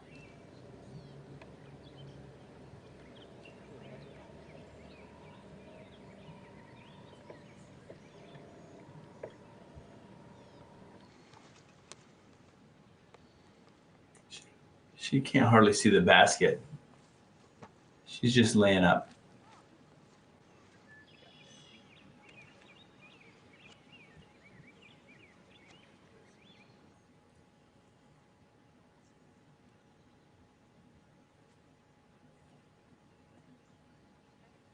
Kelly makes an excellent layup there. Puts it with just enough speed. It catches a little bit of that cut, turns right back up the hill. She's just going to have a tap in. Paige's upshot still left her with a little bit of a tester. They've been putting in these putts real well all day, but it's still the basket below her feet at about 20 to 25 feet. Yeah, and something, to be noted about the putt that Katrina has right here is with her new style of putt, she's been lofting it a bit, and on a downhill lie, I believe that's going to come into play as a bit tougher. I mean, we saw her knock one down on the first hole. Oh, this is insane. It really is. I mean, that's not an easy putt for anybody. She controlled the height perfectly well, just drops it right in, has the right angle. That was right on the stripe, right angle. Yeah. Jen is even with the basket here. I think that as long as she's not very obstructed by that bush, we should see this go in.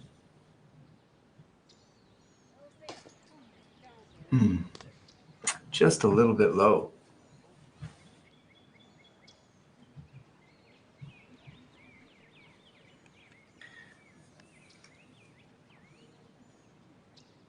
It looks like it rolled down the hill also, so that's going to be challenging. The basket now will be way above her head, and she's going to have to push pretty hard on that putt to get it up there. Be pretty aggressive with it.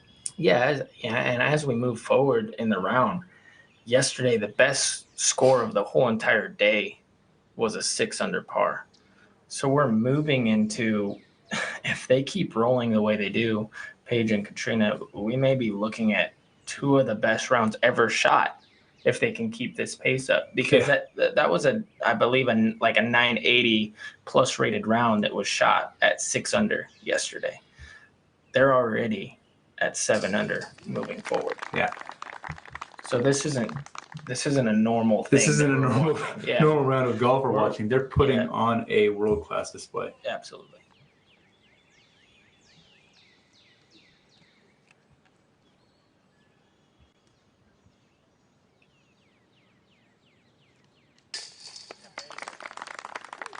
It's of course. I didn't expect anything different. Just a little bit right side, come on, square it up.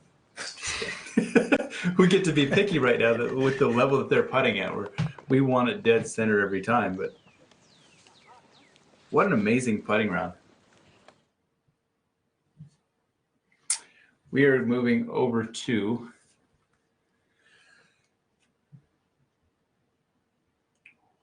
Hole 12. This one is, yesterday we saw quite a few people struggle on it. You have to get out of this gap. If you're going to be aggressive with the green, it's an island green, you have to be at the right height, at the right angle, at the right speed to land in this green. If you put it a little too high, you're challenging the ceiling of the gap, or you might go be left. These women, though, the way they're playing, I fully expect to see them land in the green. Their angle control today is really good. You know, honestly, Pete, I'm watching this round unfold, and I'm seeing this great play. But as we know, you know, being competitors ourselves, when you're going through a round, and as we just said, you know, in comparison, you know, these women are about to shoot two of the best rounds, you know, ever. The pressure starts building, not only with themselves in the group, but, you know, what they're about to do. That's going to make this holes like this island green a lot more tougher, or a lot tougher. And this could be a two-shot swinging hole. You know, one of them lands in bounds, and this is where we see, like I said, not only the pressure mount in the tournament and for what's at stake, but when you're stringing, you know, 7 out of 11 holes in a row, and you get to, you know, a hole like this, the pressure builds and this becomes tough. So I don't see both of them landing safe on the screen. Okay. The gaps start getting smaller, the greens start getting smaller, the baskets start getting smaller. This looks pretty high. Good. And she's safe. So And there's one of the two. And now, you know, she lands at 30, right at about 30 feet. And that's a tough putt, you know. If Paige can park this, you know, that puts the pressure there, and these putts start, you know, you add 10 feet to each one of the putts, and it starts getting tougher from this point on.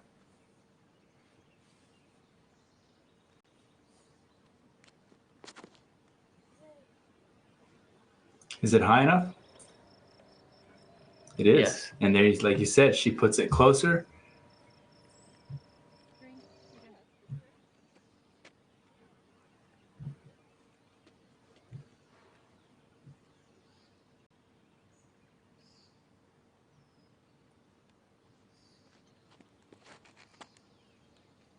Jen's looks good also.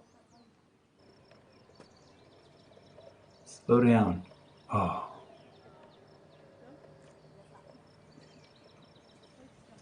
One just goes, just leaks out of bounds.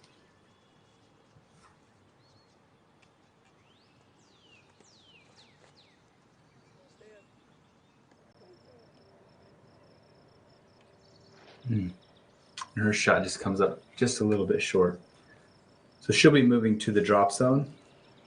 Yeah, and there's that two-shot swing that I was talking about. Unless one of them can, you know, knock this down, Paige is going to pull even further from them.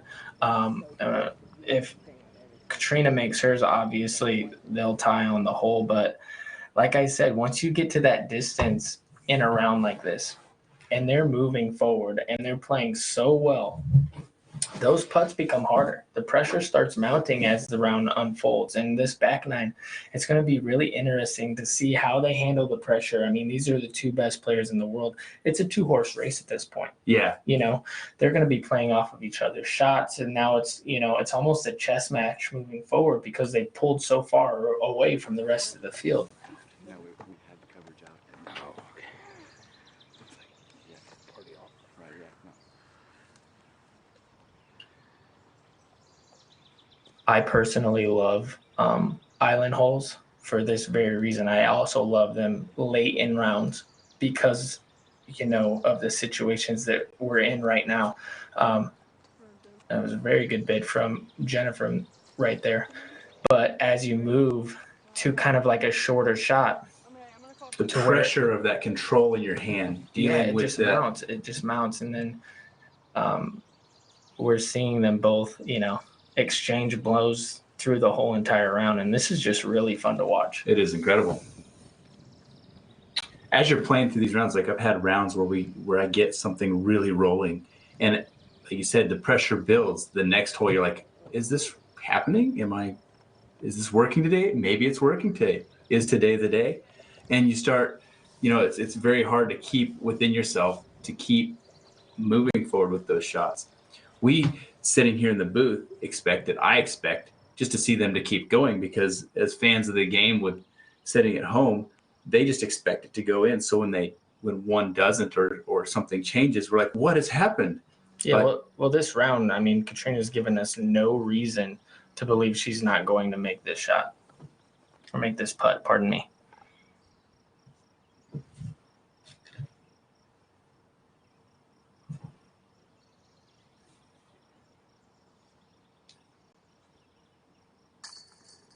Dead center. Wow. Incredible. All you can just say is wow. I mean, we're watching some really good golf right now. To the Zuka Kart replay.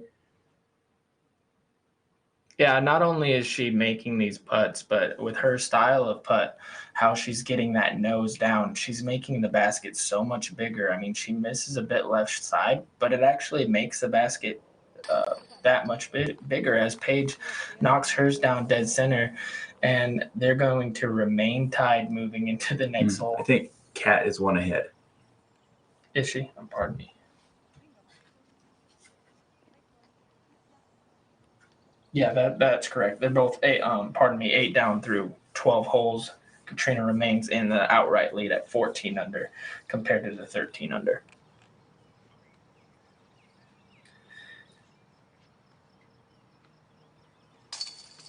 Jen is going to tap in for bogey. And that'll push the difference between first place and third place to 8 shots. It's incredible.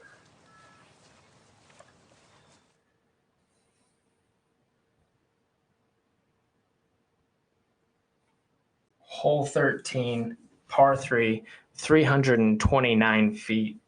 This is right in the middle of the difficulty. 8th most difficult. Average exactly at 3. Yeah, you have OB left, OB right, but the OB kind of bottlenecks and gets wider as you move down the fairway. So, again, huge advantage to the power on this card because you can, if they throw it far enough, it actually makes the fairway larger and the OB almost kind of becomes out of play. Yeah. I don't want to say out of play because that left side does come into the mix a little bit, but it does make it a lot easier not having to worry about, the OB left, the OB right. There is kind of a low ceiling on the right side, but in the groove that this card is in, I don't think we have to worry about that.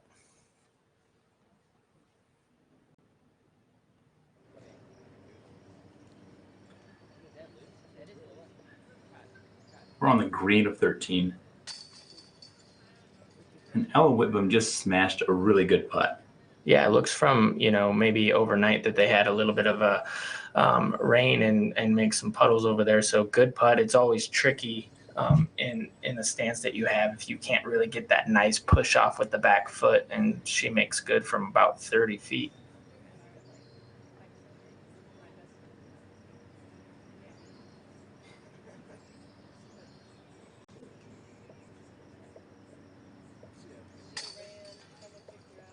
Sarah puts in for a good putt. Yeah, curious to see if either of those ones were for birdie.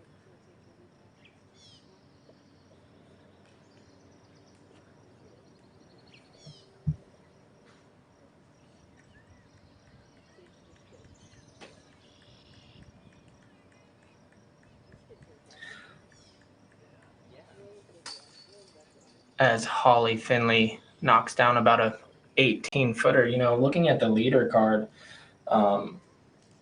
Jennifer Allen moves into a tie for fifth place. Callie is in a tie for 11th. So they're going to really need to pick it up on this back nine. Otherwise, there are some good scores coming in from the other cards right now. We have Missy Cannon at 7 under through 15 holes. So really not that far off the pace from what we're seeing right now. Yeah, what Paige and Katrina are doing. Haley King, 3 under through 13 holes, is sitting in 4th place at 5 under par. So the rest of the field, you know, has to really, the reality has to set in. Like, they are not going to be in contention for the win this tournament. But fourth place through, you know, 3rd place right now is well within reach. And how do you feel about that as we watch Katrina line up this shot? And that's a bit low. It is low. Good skip. She gets a good flash skip. Paul, I think along the lines of, you know, when you see the leaders start taking off like this and you feel like you're not in contention, you can only hope that maybe tomorrow you can catch on fire, possibly. But with the way, like you said, the way these leaders are running, you just, the game changes, the feeling changes on how you're going to attack the course and where you're looking at the scoreboard. If this can get under that tree, she doesn't, but at this point, it really doesn't matter if she's at, you know, right at the circle's edge. They're making everything. But yeah, I mean, honestly, the field has to understand that they're just too far back at this point. Yeah.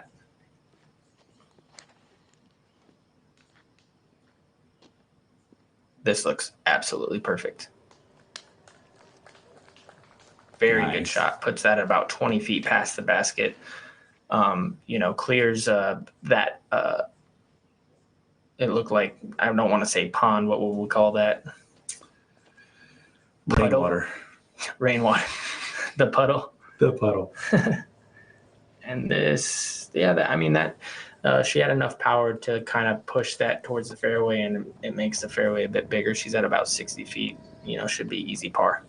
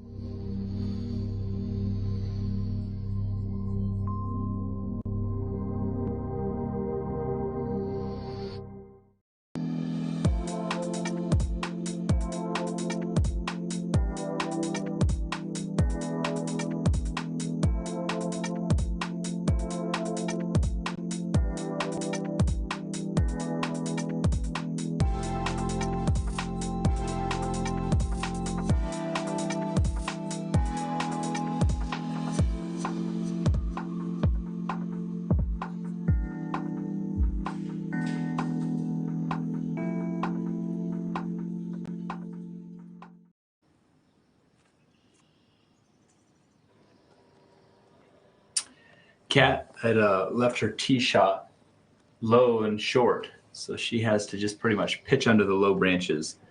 Make sure she gets up and down for a par. Callie is quite a bit off to the left. She's left with about 60 feet, 45, maybe about 45 feet, but a low ceiling.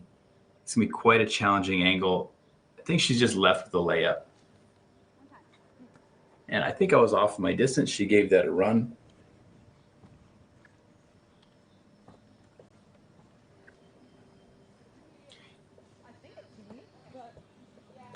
You know, going back to a second ago, right now Missy Gannon is in a tie for 3rd place. She is 7 down through 15. She has 8 birdies, 1 bogey, and she's running with a really good pace.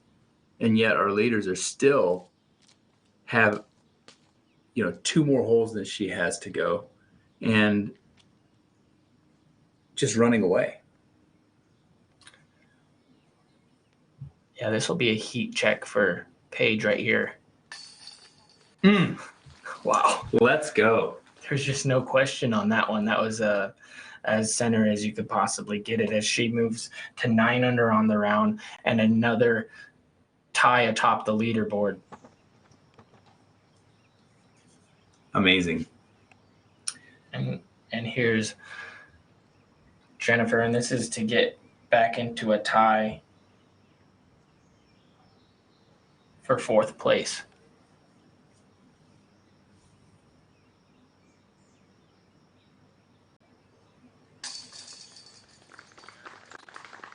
And a very That'll good take putt. her back to 2 down for the round.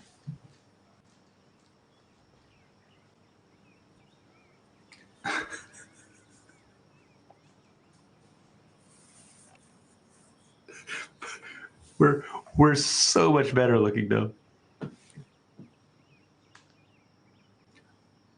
Whoops.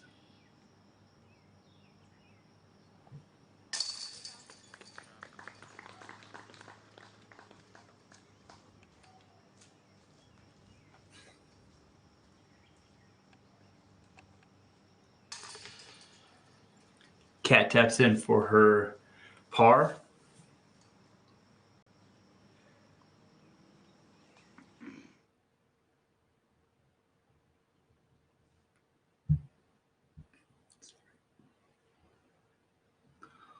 Hole 13. The 12th most difficult. Average is 2.93.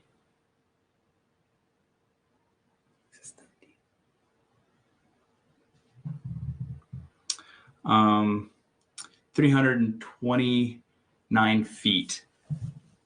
Once again, it looks like it bottlenecks.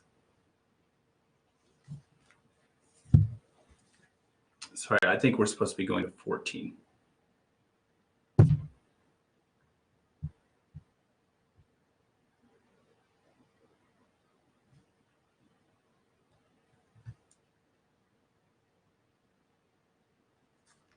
Yeah, sorry about that. Hole 14. Basically playing as the easiest hole on the course. It's a par 4, 410 feet. The play is to just get down the fairway. And then you have this corner that you want to get to where you can have an easier upshot into the basket. If you cut your shot off short, you're going to have to play a rather difficult off stance or skip shot. What do you think, Paul? Yeah, I think that honestly, it's just get your approach, your drive straight down the fairway, and then the basket is going to be 90 degrees to the left. So we're going to see a lot of these players try to take it straight down the fairway and maybe hug that right side. You have OB left, you have OB right, but as long as you can get into position, this upshot's going to be fairly easy for this group.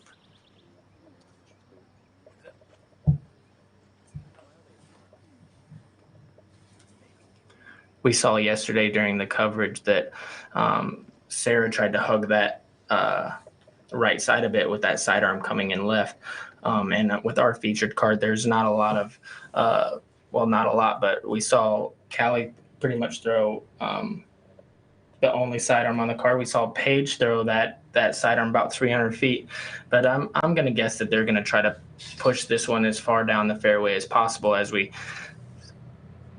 see Sarah Lamberson make a very good putt from about 25 to 30 feet right there. And it looks like everybody's kind of taking advantage of these scoring conditions and the calm situation that they have out there, making some nice long putts. Yeah.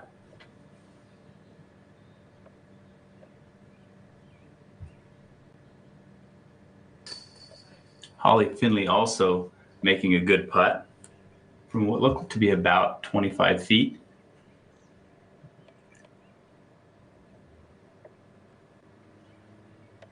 Like you said, the key to this hole is making sure you get down the fairway far enough to make your approach.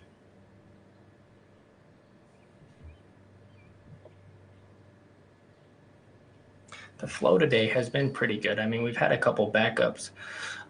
As the leader card, has to wait and sitting on these heaters of rounds that they have going, it's going to take some composure for them to kind of sit back and relax and really stay in the moment because of what's going on right now. I mean, this is, has one of the highest payouts of the year. And the pressure is just going to mount and mount. And I keep saying that, but as I say that, we see them keep pushing down the fairway and knocking down these big putts. And it's almost seemingly like there is no pressure on them, that they've found this zone. She's a little off to the right. And that gets a nice kick off the tree. That's going to be in great position, Pete, to get into there to the green. I mean, it looks like you'd have to go pretty far right to go out of bounds, as we see that white picket fence to the right. Yeah, that's way off to the right to have to make the mistake to get over there. He said, I think she's far enough down the fairway to really have a good angle. Jen throwing a flex shot, and she's also going to be to the right. She's going to be a little bit short, though. I think that's going to be fine, though. I mean, they're just going to have to She's take wide stable, enough and short enough to be able to play stable into the around the corner.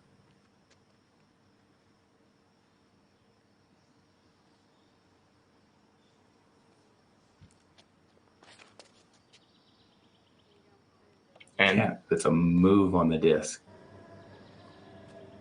She's asking it to slow down. She's going to be looking at a possible eagle putt.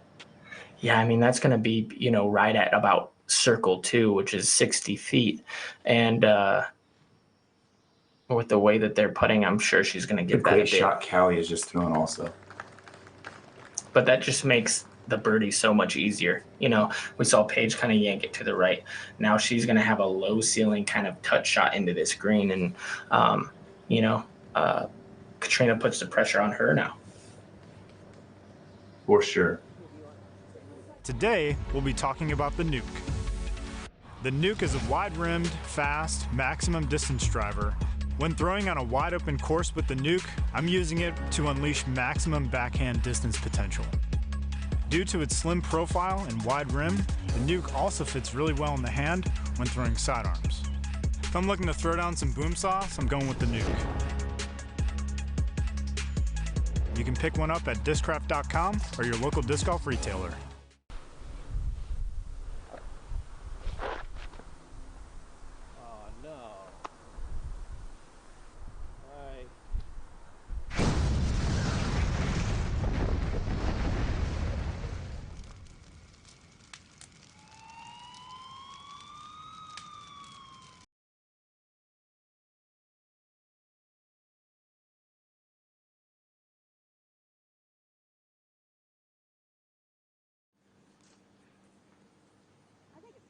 As we get back to the action here on Saturday, Ledgestone Insurance Open, FPO coverage.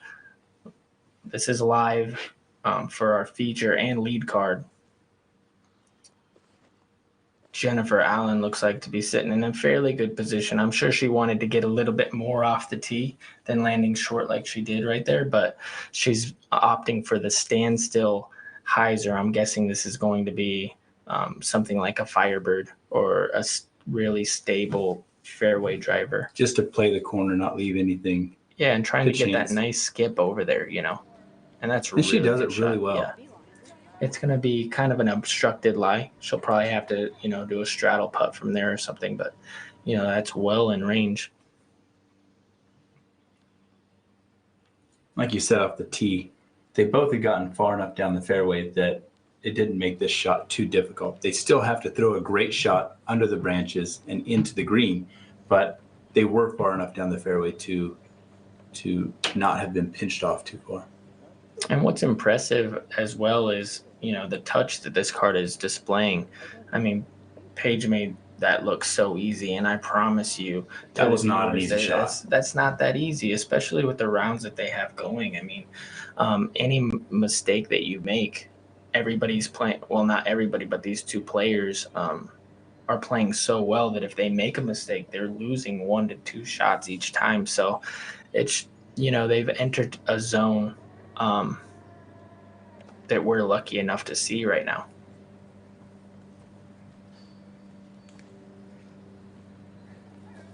We are privileged to have several cameras out covering the footage. We get to watch live disc golf through the weekend. We get to watch the best women in the world play disc golf. And what a privilege is that we have the men on the cameras out there that know how to operate the equipment. It's not an easy job what they're doing. They've got a lot of work, a lot of running, and a lot of things going on. Yeah, absolutely. As Katrina lines up this, backward stance to the basket, it looks like, unfortunately, that tree on the right is going to force her to just kind of lay this one up and not, give it that bid that we were we thought hoping initially to. maybe she would have an eagle look at it. But I mean, that's a tap-in birdie. Yeah.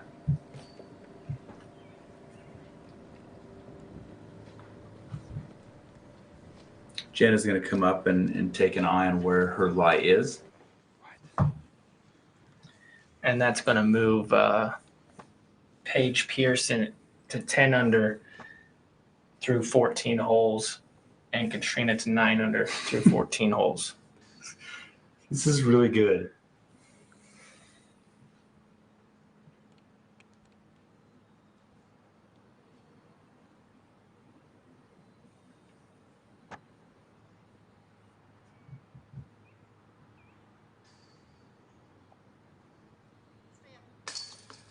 She gets it from a knee.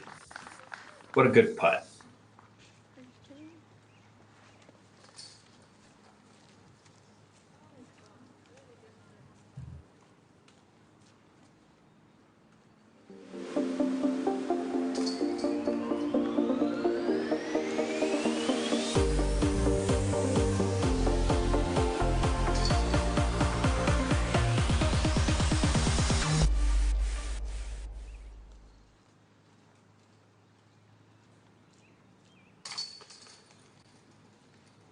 Tap in birdie.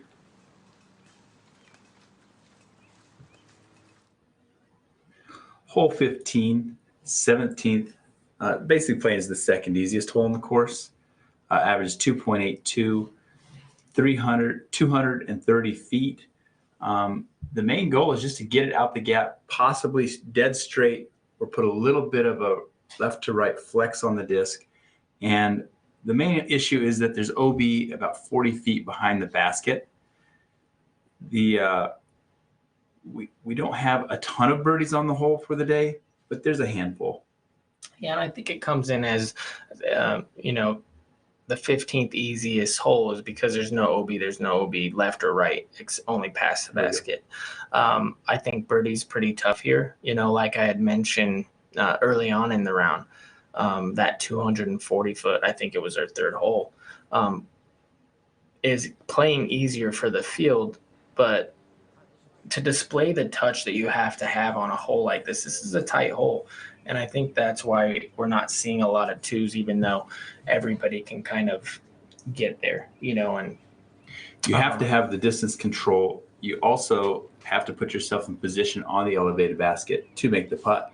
Yeah, we're just not seeing this hole really punish anybody, but it's still a tough get.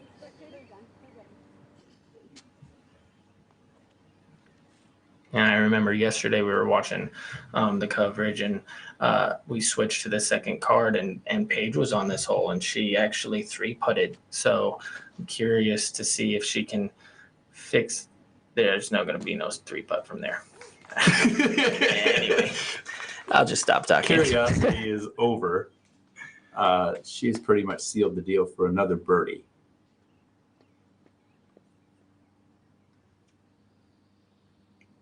And there's no pressure on anybody, I guess. So I'm sure everybody's just going to park it at this point. It's a little bit deep.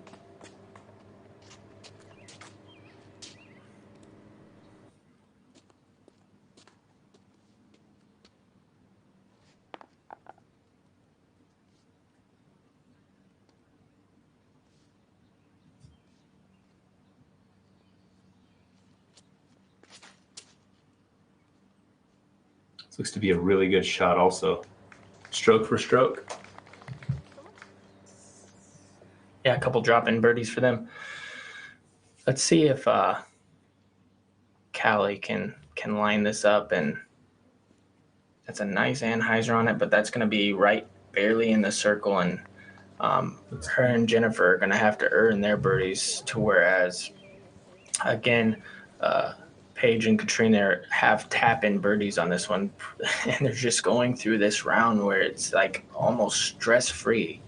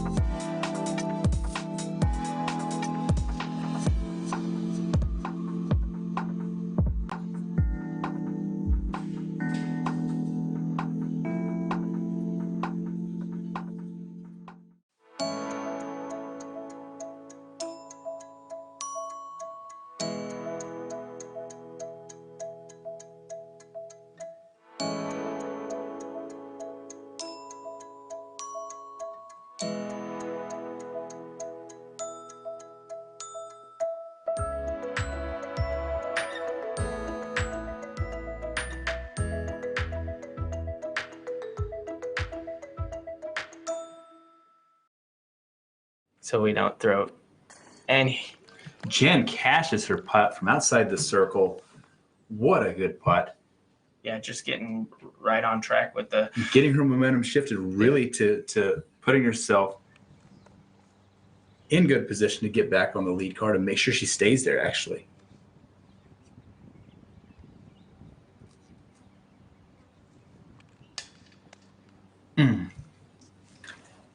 Yeah, and that's going to move Jennifer into a tie for third place as Callie just misses off the tray and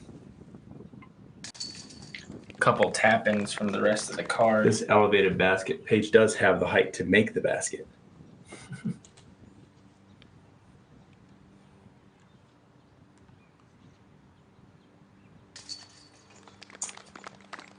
What a display of good disc golf. Not good. How would you classify it?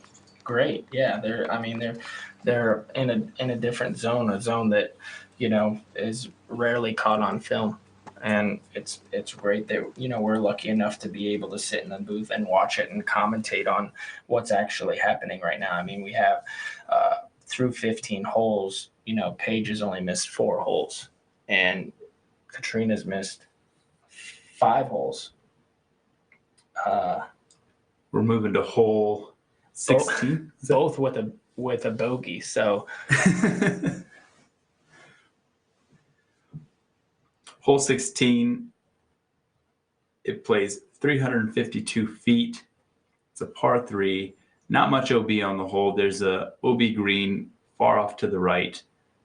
It's not really going to come into play for these ladies. They have the power to get there. They're just going to have to deal with getting their height control on their disc. And yesterday we saw one of our featured players get through the right-hand gap and get the birdie. Did she get the birdie? Yeah. I expect these women to really put on a throwing display for this hole. Yeah, Casey Glade got the birdie yesterday. And through the whole entire field, I mean, we see the second card kind of moving off the hole, but yeah, we have 5 birdies through, you know, the whole entire field. So it is playing pretty tough. Totally doable, like you said. I mean, they definitely have the power to get there. It's just a tough turnover, you know, and I'm curious to see if Paige is going to go back to that sidearm that she displayed. That, you know, she threw that right at about 300 feet before on a previous hole. But I'm guessing she's going to go back in here. And I mean, if they can get a look at about 35 feet to the left of this basket, I mean, I'm guessing that that's about what they're looking for, because this is playing tough. It's hard to get a disc at that distance to start turning right. That far late turn down the fairway. Mm-hmm. As we see Paige really make the first mistake in a long time. Jen also makes the same error and hits almost exactly the same place on the tree. Is Katrina lining up the roller here? This really looks like it.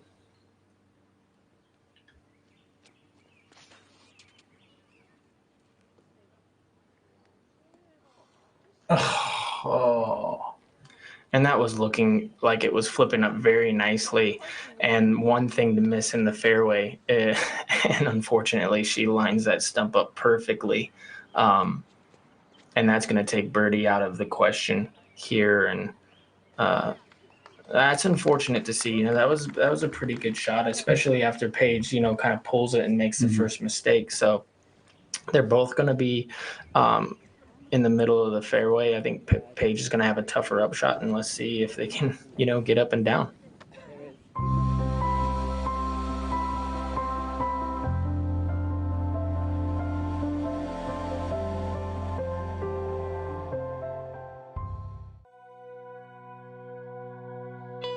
I'm Matt Paxton, extreme cleaning expert from TV's Hoarders. People turn to me when they have big challenges. When it comes to making commercial and office buildings look their best, big jobs require big help. When you need your cleaning services to keep your employees working in a professional environment, you can count on the Service Master Clean experts to get the job done with consistent, thorough, and absolutely reliable service every time. Service Master Clean, where the experience matters.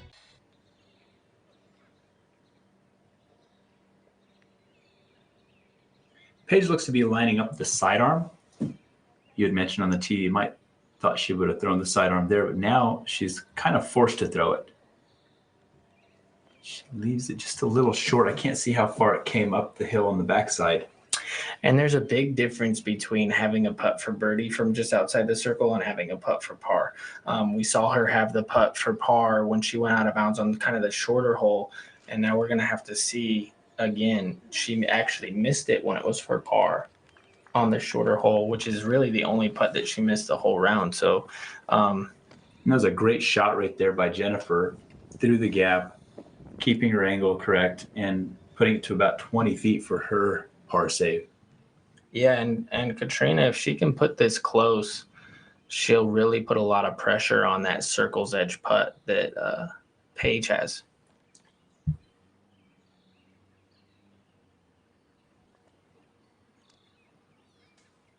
While we were discussing off the tee, Callie had a fairly decent shot. She's the only one on this card that within a chance of getting birdie right now. She had cut through that right-hand gap, and she may be looking at about anywhere from 40 to 60 feet for birdie.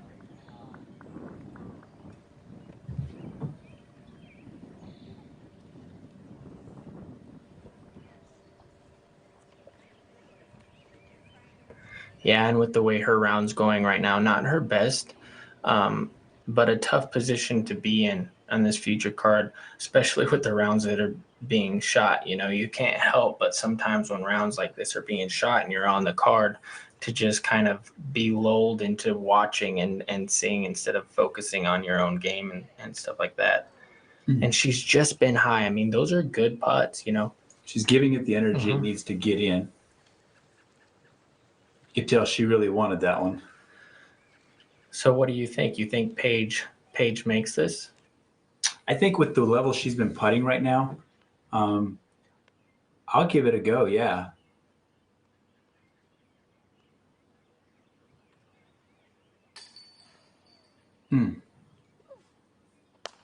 And there we see the first mistake in, 12 holes or something from Paige, and that's going to cost her a shot and a bogey, and Katrina's right at about 15 feet to retake the outright lead. She'll keep it at 16 under par, and Pierce looks to be going down to 15 under par.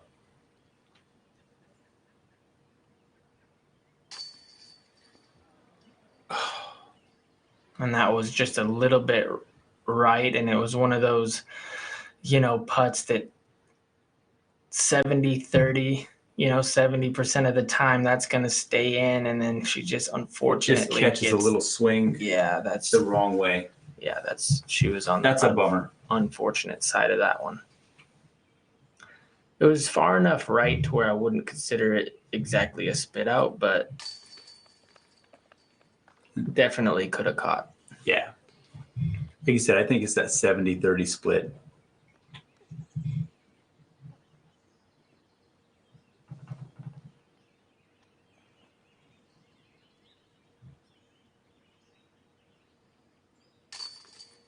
So Paige is in for bogey. Callie is in for par.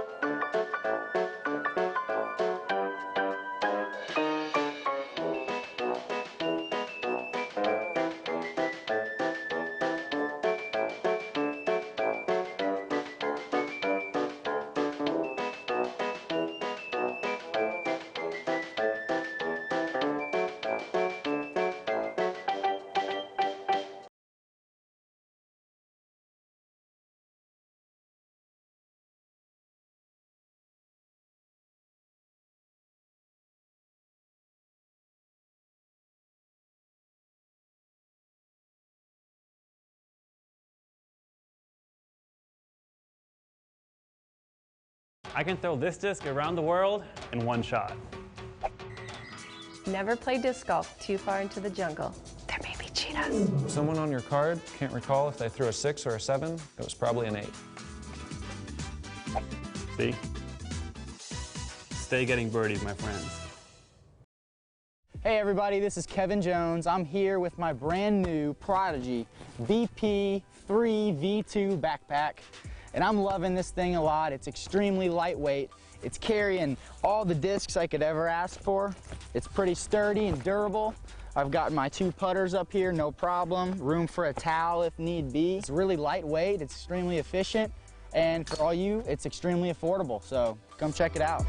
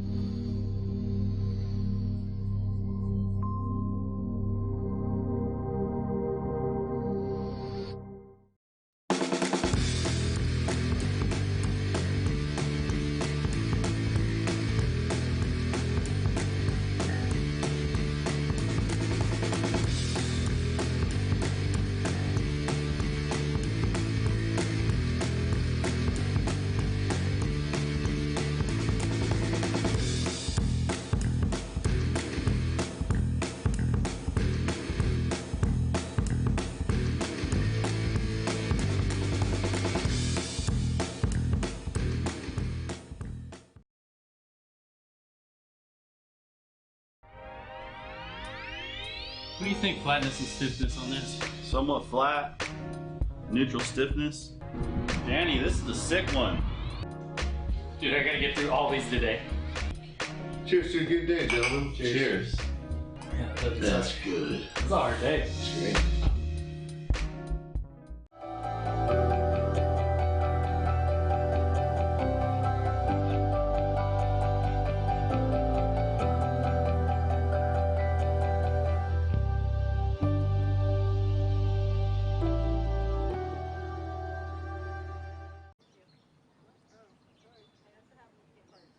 We just watched Katrina Allen tee off. She is down the fairway left side, pretty much in position to make her upshot.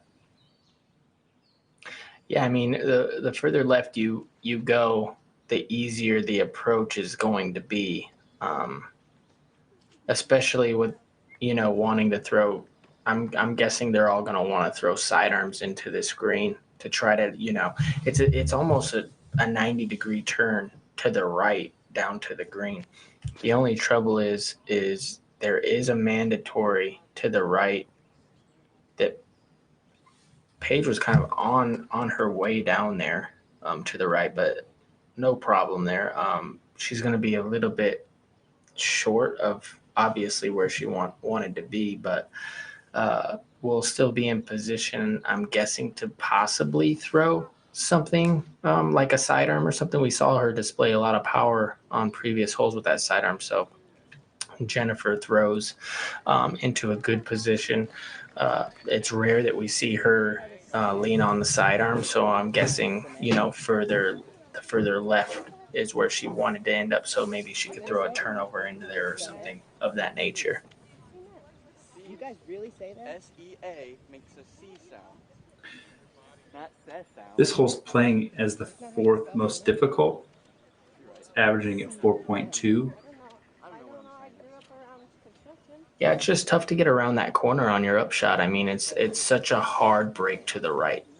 And with the slope of the hill going down, keeping speed control. Yeah, that definitely comes into play. And with the thick grass, it's hard to get those really fast skips, that go kind of straight right. So let's see. I'm curious to see if any of them get into position for birdie. Holcomb yesterday, as we watched, she has one of the best sidearms ever, and it was tough for her to make that corner. Yeah. It's really easy to go deep on your approach here. We do have only 5 birdies on the hole for the day. Vanessa Van Dyken is one of them, and she is currently in a tie for 4th. So there's a chance that we may see her on the lead card tomorrow. Yeah, and it looks like Paige is waiting for the card in front of them to clear the green so she can make her approach. And as you can see on the right side, for just briefly there, you can see that mandatory sign that you have to go around. And that's what makes this hole a little bit more difficult, is it's just a hard break to the right. And even if you make that break to the right with something stable, the chance of it rolling or something to that effect really comes into play. And if you end up on the top of the hill there, Pete, that putt down is also very difficult. Any kind of mistake, can lead to a 60-foot rollaway. Yeah, you could go a long ways. Magnify into something a bit tougher. And as we see Sarah Lamberson walk back kind of gingerly up the hill, it looks like maybe it might be a little bit slippery, maybe some mud or something. So that could be a factor if you land short on that hill as well.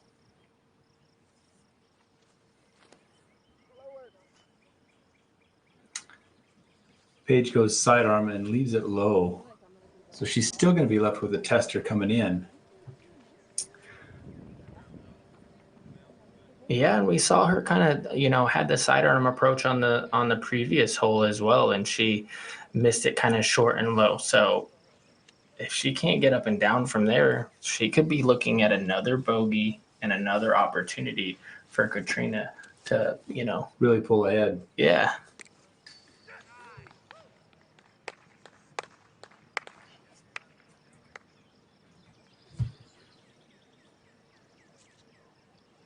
As you can see, Cat is also lining up the sidearm. The basket is well below the edge of the hill.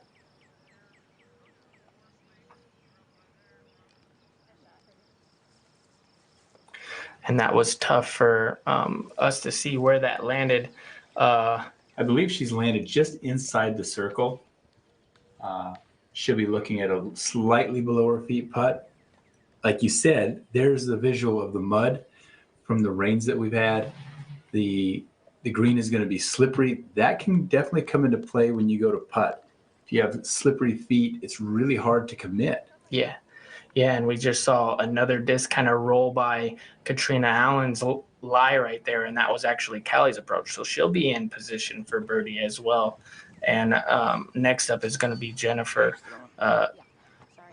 Depending on what Paige does, Katrina is going to have a putt to take a bigger lead here. Yeah. And, she's been putting very well the whole entire round. We saw her make a few putts down at about the same distance, similar lie as well.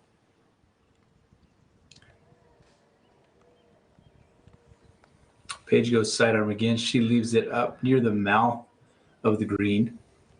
And here's the tricky part about that, Pete, is now that she has that as Jennifer lines up her approach, and she was thinking about switching to the sidearm, it looked like. But as she approaches the green, this could go in the hole. Sit. Go in. Oh, what a kick. So Paige is going to be up next. She's at a distance to where there, in my opinion, there is no way she's going to lay this up, because if she lays it up, it'll be for bogey. So she's almost forced to run this, just outside the circle. If she misses, it can be very dangerous because it's extremely downhill. I mean, this could be a big time momentum swing right here. For sure. It could be 2 strokes or more.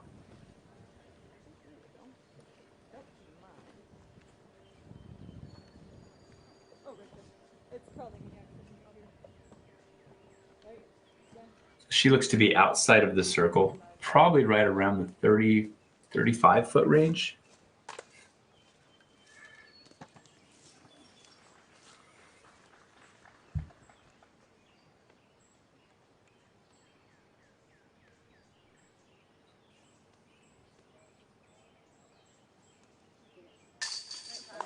Look at that. Are you kidding me, Paul? She just went right at it. She didn't even think about it. Yeah, I mean, she is so confident with her putt right now.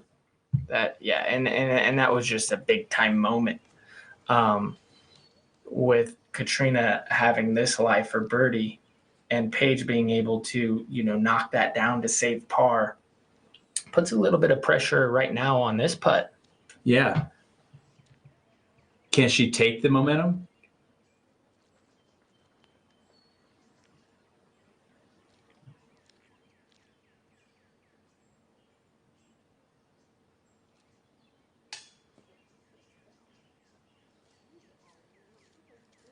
And there's pretty much the first putting mistake that Cat has had during the round. He said the ground is slick. It's a little difficult, and there's a lot of pressure. A lot of pressure to hold. Cat really needed that one to actually pull into a 2-stroke lead. Yeah, and it just looked like, on holes previous, it looked like she kind of went a little bit quicker, and it looked like she kind of thought about it a little bit more right there, as Callie, unfortunately, isn't able to connect from about 18 feet. And that's been the story of her round, really not being able to connect on those putts. But it looked like Katrina kind of took a little more time than we were used to seeing in the holes previous, maybe thought about it a bit more there, and still missed on the high side. So she was aggressive. But I mean, like you said, that could have been a big moment right there to take a 2-stroke lead. As Jennifer makes another birdie. She is making a very big move. And honestly, she's been playing a very good round. She's at 4 down on the round. The only issue with that is that we've been watching the leaders, Paige and Cat. They're setting at 10 down right now. 4 down is nothing to sneeze at. It's a great round.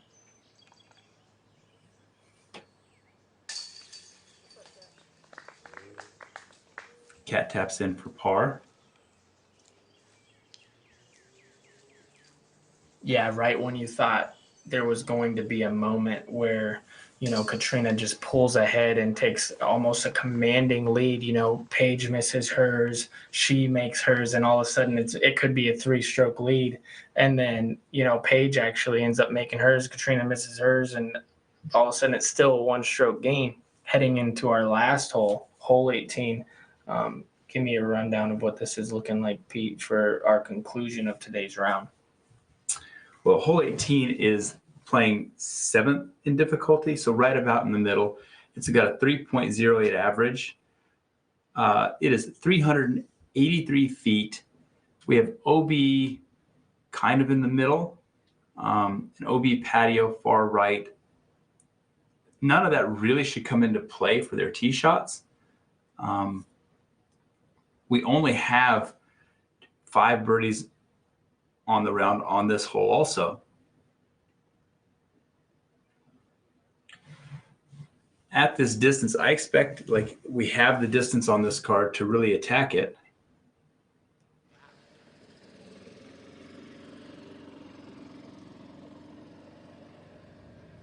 You can see the gallery up there is actually growing. You can't help but think that, you know, everybody out there knows what's going on, has seen the scores, and if I was out there, I'd want to go watch. Yeah, Thank you out there to everybody for coming out to follow and watch and support these women playing world-class disc golf.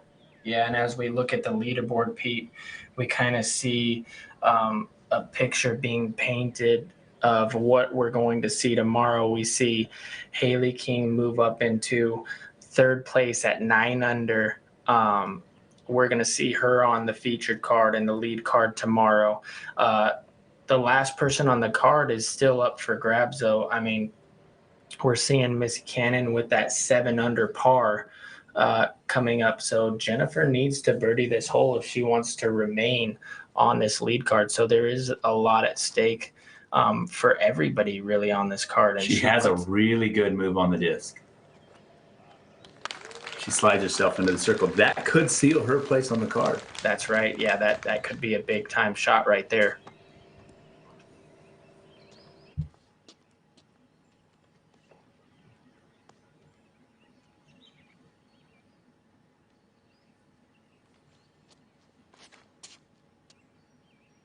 Cat throws a similar shot.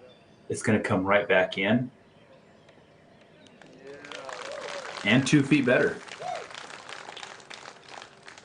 And it looks like that's going to maintain her no matter what Paige does on this hole, unless she aces it. Yeah. You know, that's going to leave her in the outright lead. That's right.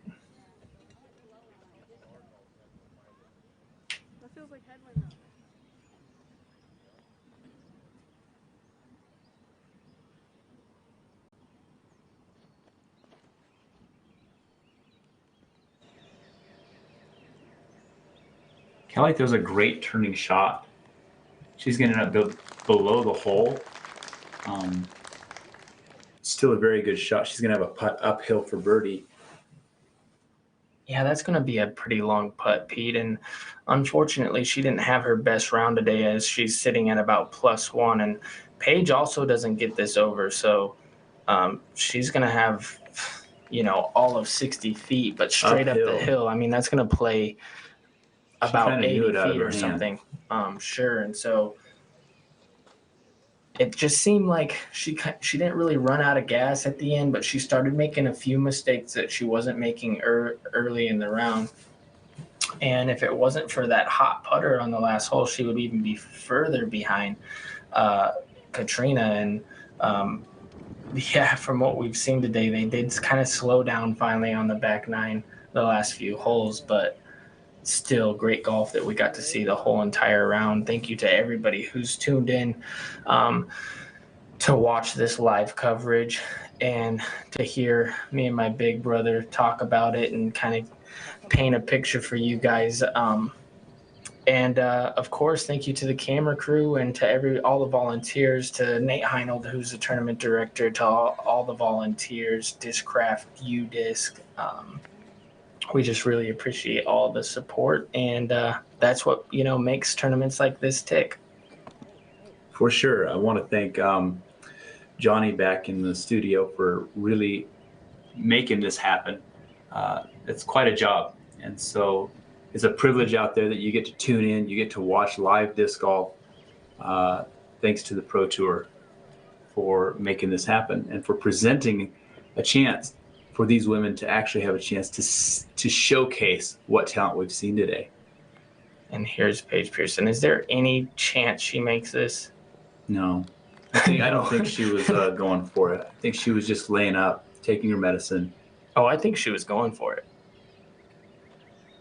But she ends up not connecting, and that's going to, you know, seal her in for par on the very last hole here.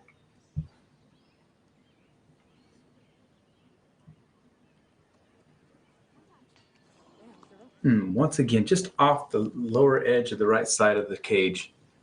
And that's going to seal her fate at 10 under, or pardon me, in 10th place.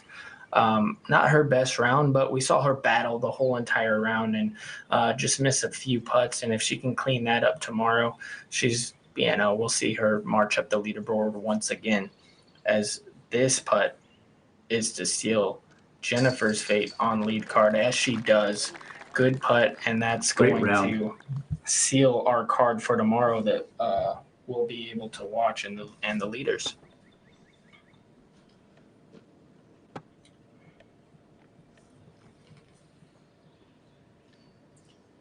Here, Katrina, this is to take a 2-shot lead in the event.